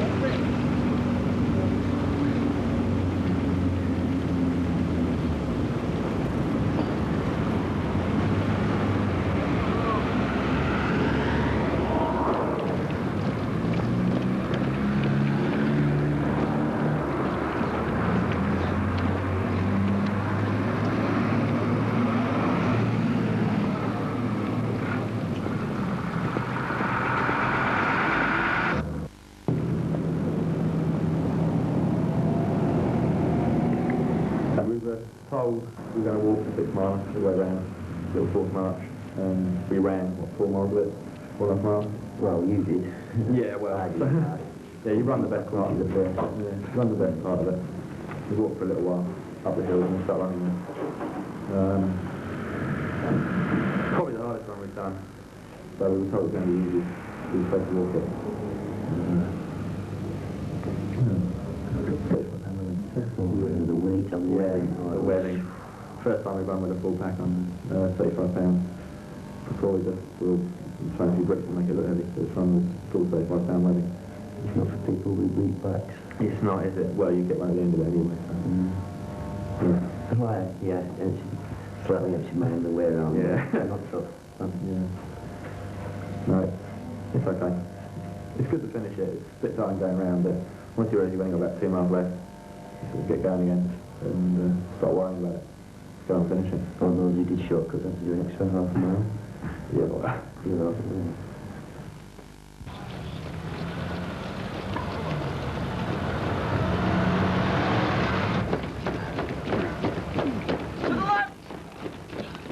They missed a bit out, so they go next bit. Hey!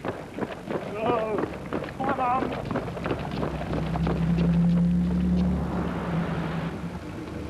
Oh, mate. What do you have to do?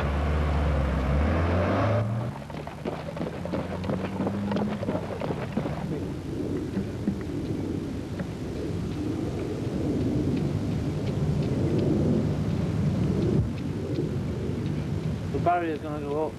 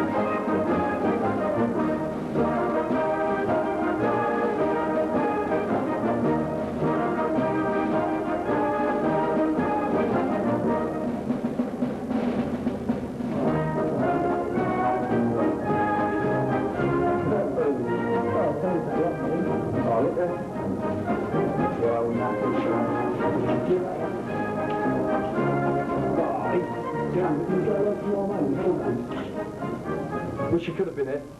Unlucky though. Hurry up back. Hey, you're good. I ain't got fear on mine. Good, right?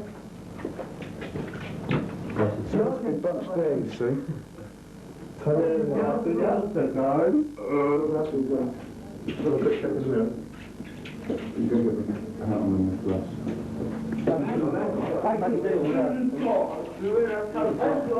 Then I've got a magazine. Go down right. You right plane. Right, get lads.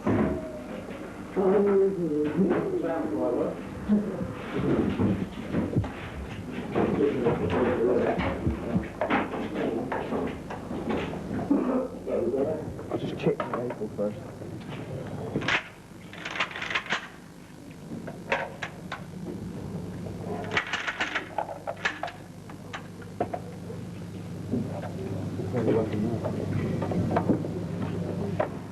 Clearly it's wet.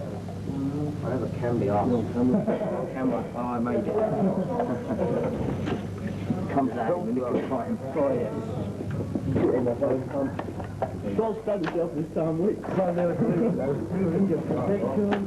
Did you stand in? I think it's the right of me, I did it. Holy crap.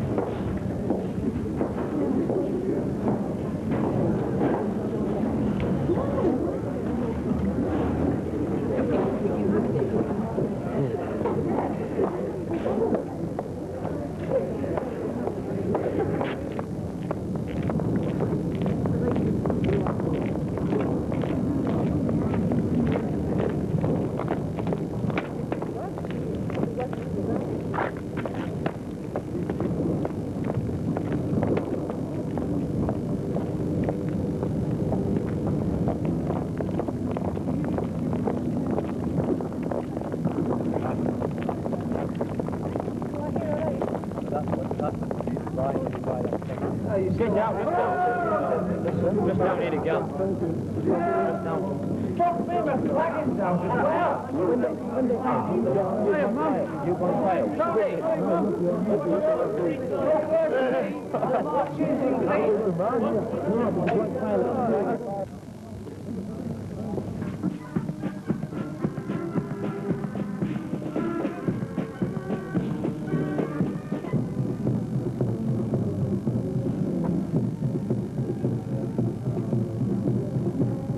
Right now, pull the back up there.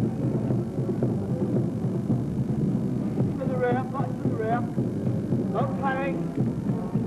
Concentrate on what's going on. You're looking good, right? That's good. Nice and steady. Well done. That's it. Real tight inside there. Good, good.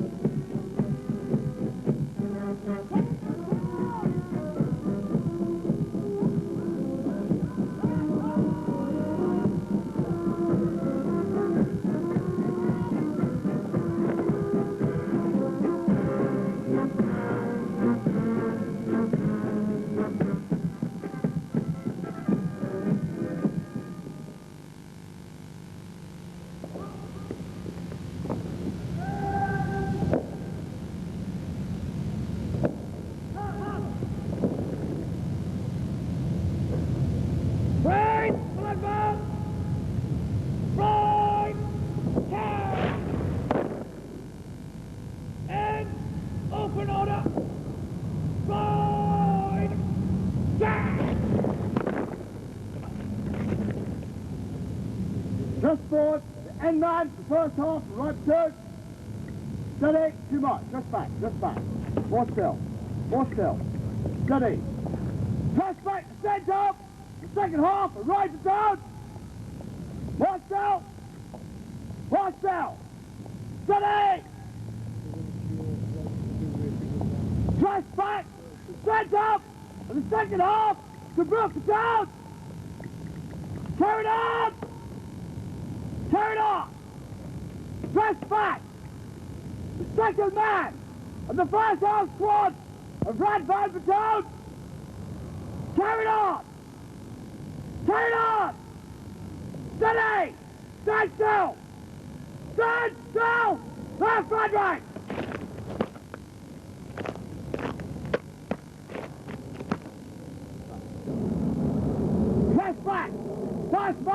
5 down squad of the Tobruk Battalion. Steady! Steady! Stand still! Stand still! Stand still! No rewrite!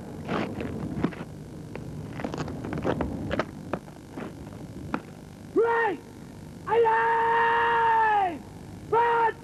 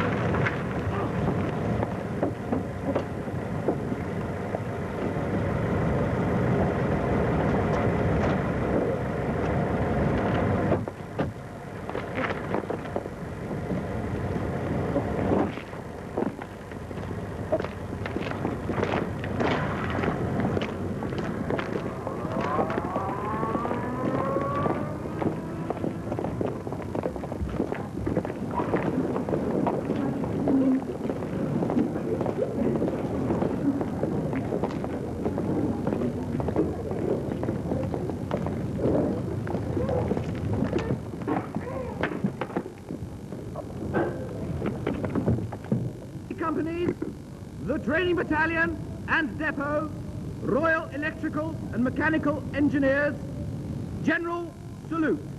Present! Arm!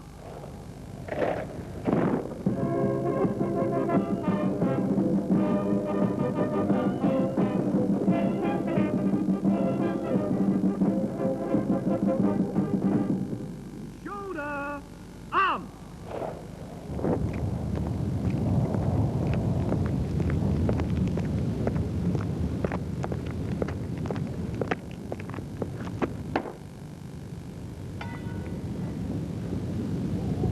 Good morning, sir. Major McNabb presenting B and C companies, the training battalion and depot, and the band of the Royal Corps of Transport, formed in the open order, awaiting your inspection. May I have your leave to stand past the REME Recruit and the remainder of the parade at ease, sir, please. Thank you. Please. Parade! Order! Arm!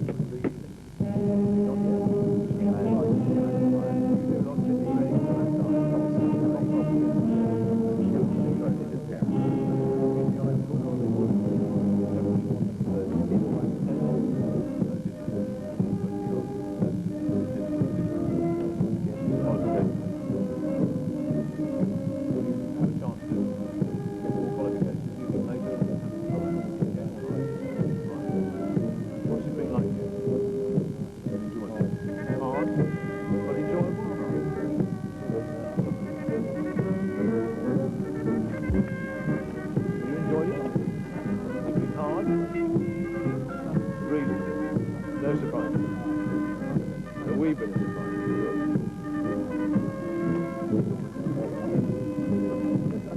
What surprises have you had during your training? Fitness. It's tough, was it? Right. Apart from the ordinary.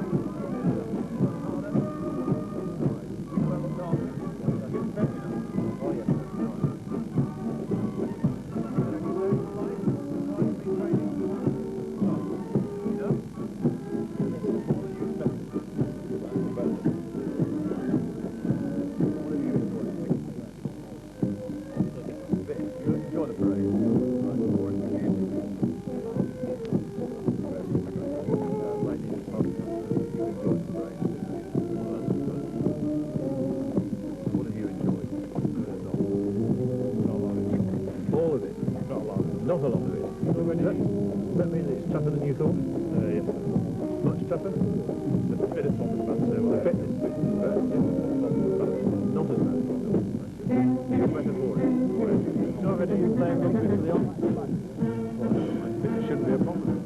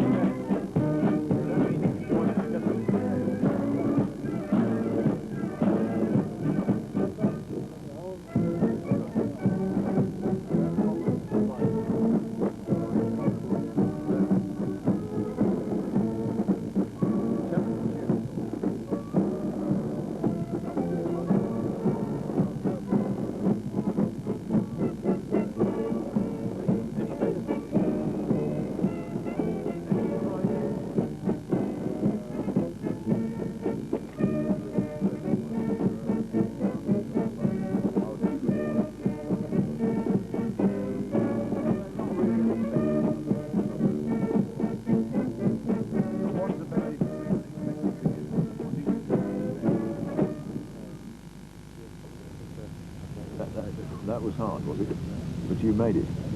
Good, all right. Well, you know what they say, sometimes it's better to compete than to win. At least you get the experience.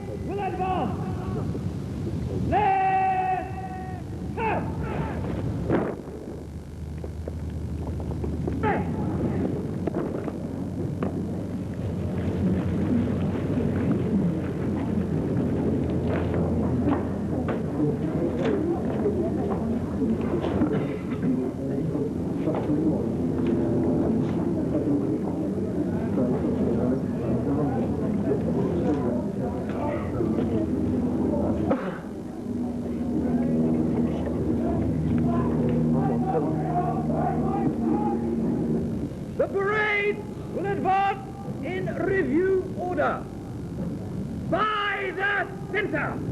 Quick! Mark!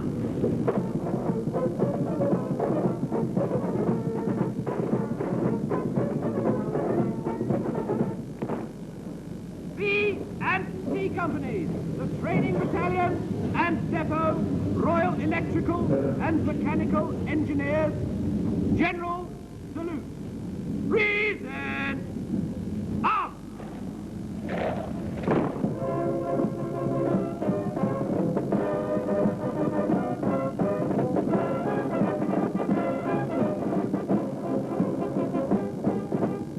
Shoulder! Arm! Hooray! Order! Arm! Stand at ease! Stand easy!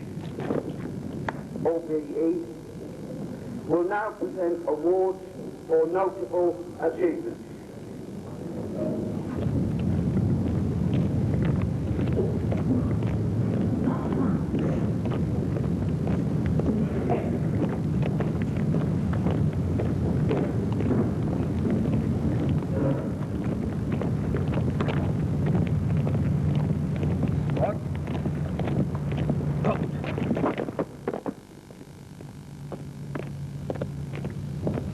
Right, tap.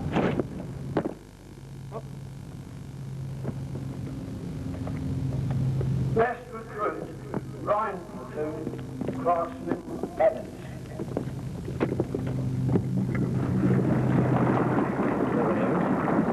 Congratulations. Never forget that you won that.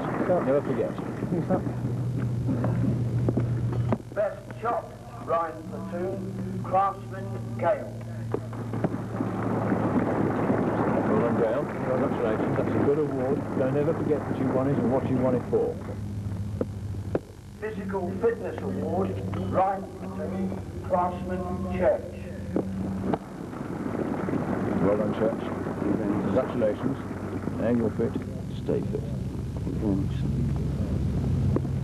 REME Association Award for Endeavour, Rhine platoon, Craftsman Hinchcliffe. That's a very special award. I've read all about that, and it's a very important one. So remember the story that goes with it. Very important. Well done. Congratulations. Best recruit, Tobruk platoon, Craftsman Europe. Well done, Euro. Keep this on. Remember what I said to the others. Don't ever forget what you won that for. Congratulations. Well done. Best shot, Tobruk platoon, Craftsman Diamond. Well done, Diamond. Congratulations. Keep shooting. Keep the skills up. Well done. Physical Fitness Award, Tobruk platoon, Craftsman Tomasio. There you are. Congratulations. Keep it up. It's very important. REME Association Award for Endeavour, Tobruk platoon, Craftsman Prince. I just said to someone else, that's a very special award. I read all about that. You remember the story too. Well done. Congratulations.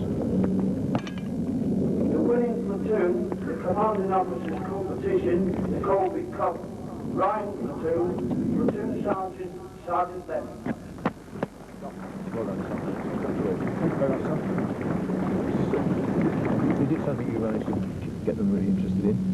Yes, sir. Every platoon comes straight from me. The girl witness year's competition. Pass out in the right line, speak on. Right. 7th win, so hopefully keep going. Well done. Congratulations. Thanks very much, sir. Thank you.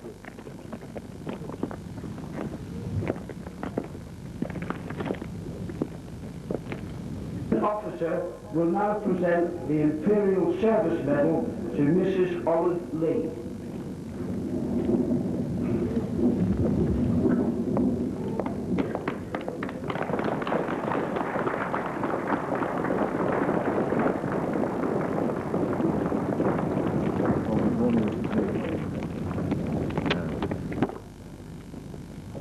Mrs. Lee first started working for the Army and this unit in April 1957. When she joined the staff, the depot REME arm field was commanded by Lieutenant Colonel Darcy, and she first was employed as an officer's battle. She since served under a further 12 commanding officers. She worked subsequently as a domestic orderly in the senior officers' quarters and more recently as a mess hand in the soldiers' restaurant. She continued as a member of the staff when the unit was retitled Training Battalion and Depot Royal Electrical and Mechanical Engineers in January 1967, and also when it moved from Popperini Barracks in November 1977. Since she came here to Rowcroft Barracks as a leading mess hand, she will have seen at least 12,600 recruits and 7,100 NCOs pass through her kitchen. She retired on the 17th of October 1986, thereby completing nearly 30 years of employment with this one unit. In recognition of her very long, loyal and meritorious service, Her Majesty the Queen is graciously pleased to approve the award to her of the Imperial Service Medal. Well, indeed. Well, very many congratulations. Very many congratulations. It gives me great pleasure on behalf of the Queen to give you that. Very well done indeed. Very much. Great pleasure.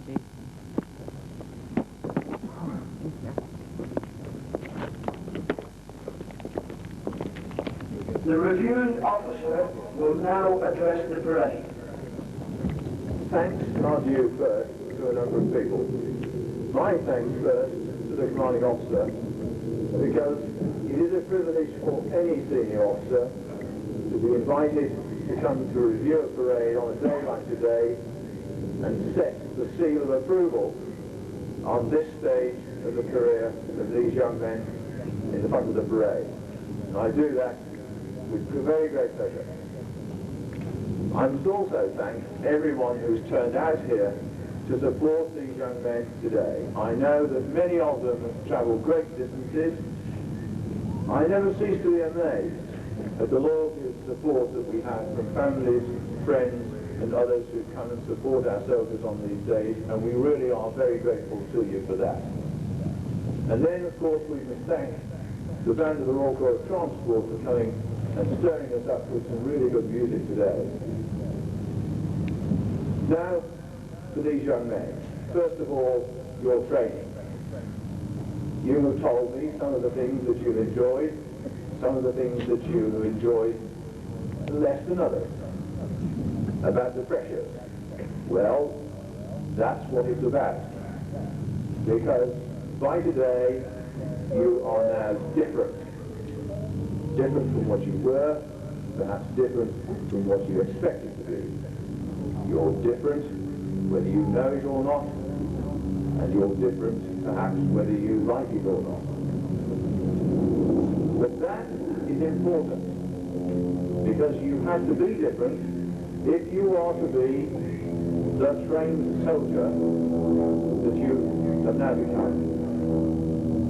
The trained soldier is something common throughout the army, and that you are going on to be tradesmen, technicians, is something else. So never forget that your training has made you different, because that is fundamental to your future. 31 years ago, to the very day, I stood where you are standing now, on a cold, sunny, wintry barrack square, standing as you are standing, wondering about my future. And we must have a word about your future. Because an important aspect of your future rests on what you have achieved in your training. Now, you have been pressed, you have been programmed, and you have been rigorously organised. But from here on, your career will be different. That pressure will be progressively less and less applied to you by the systems of discipline and training which you have known for the last 9 weeks. Instead, you will have to rely on the quality of this training and your self-discipline. You will be setting the standard for yourself for the future. And it is vital that you remember that. It's important for any soldier, but it is particularly important to those of us in the logistics support business. It is even more important to those of you in the Royal Electrical and Mechanical Engineers, because the rest of the Army sets its reliability standard on much of what you do for us to keep us and our equipment as it should be.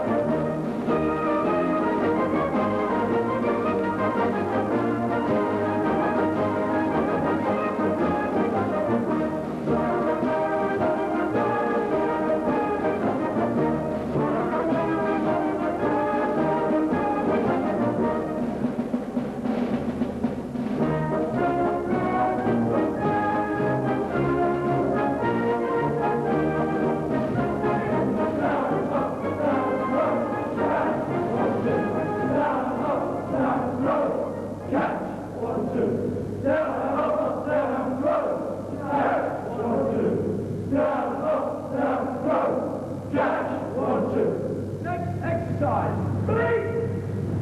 Catch. 1, 2. Down, up, down, throw. Catch. 1, 2. Down, up, down, throw. Catch. 1, 2.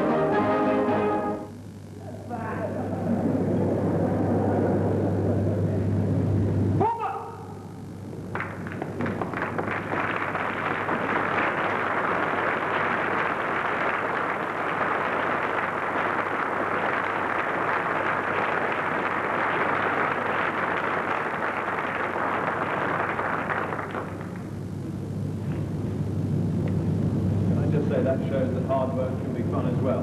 Well done.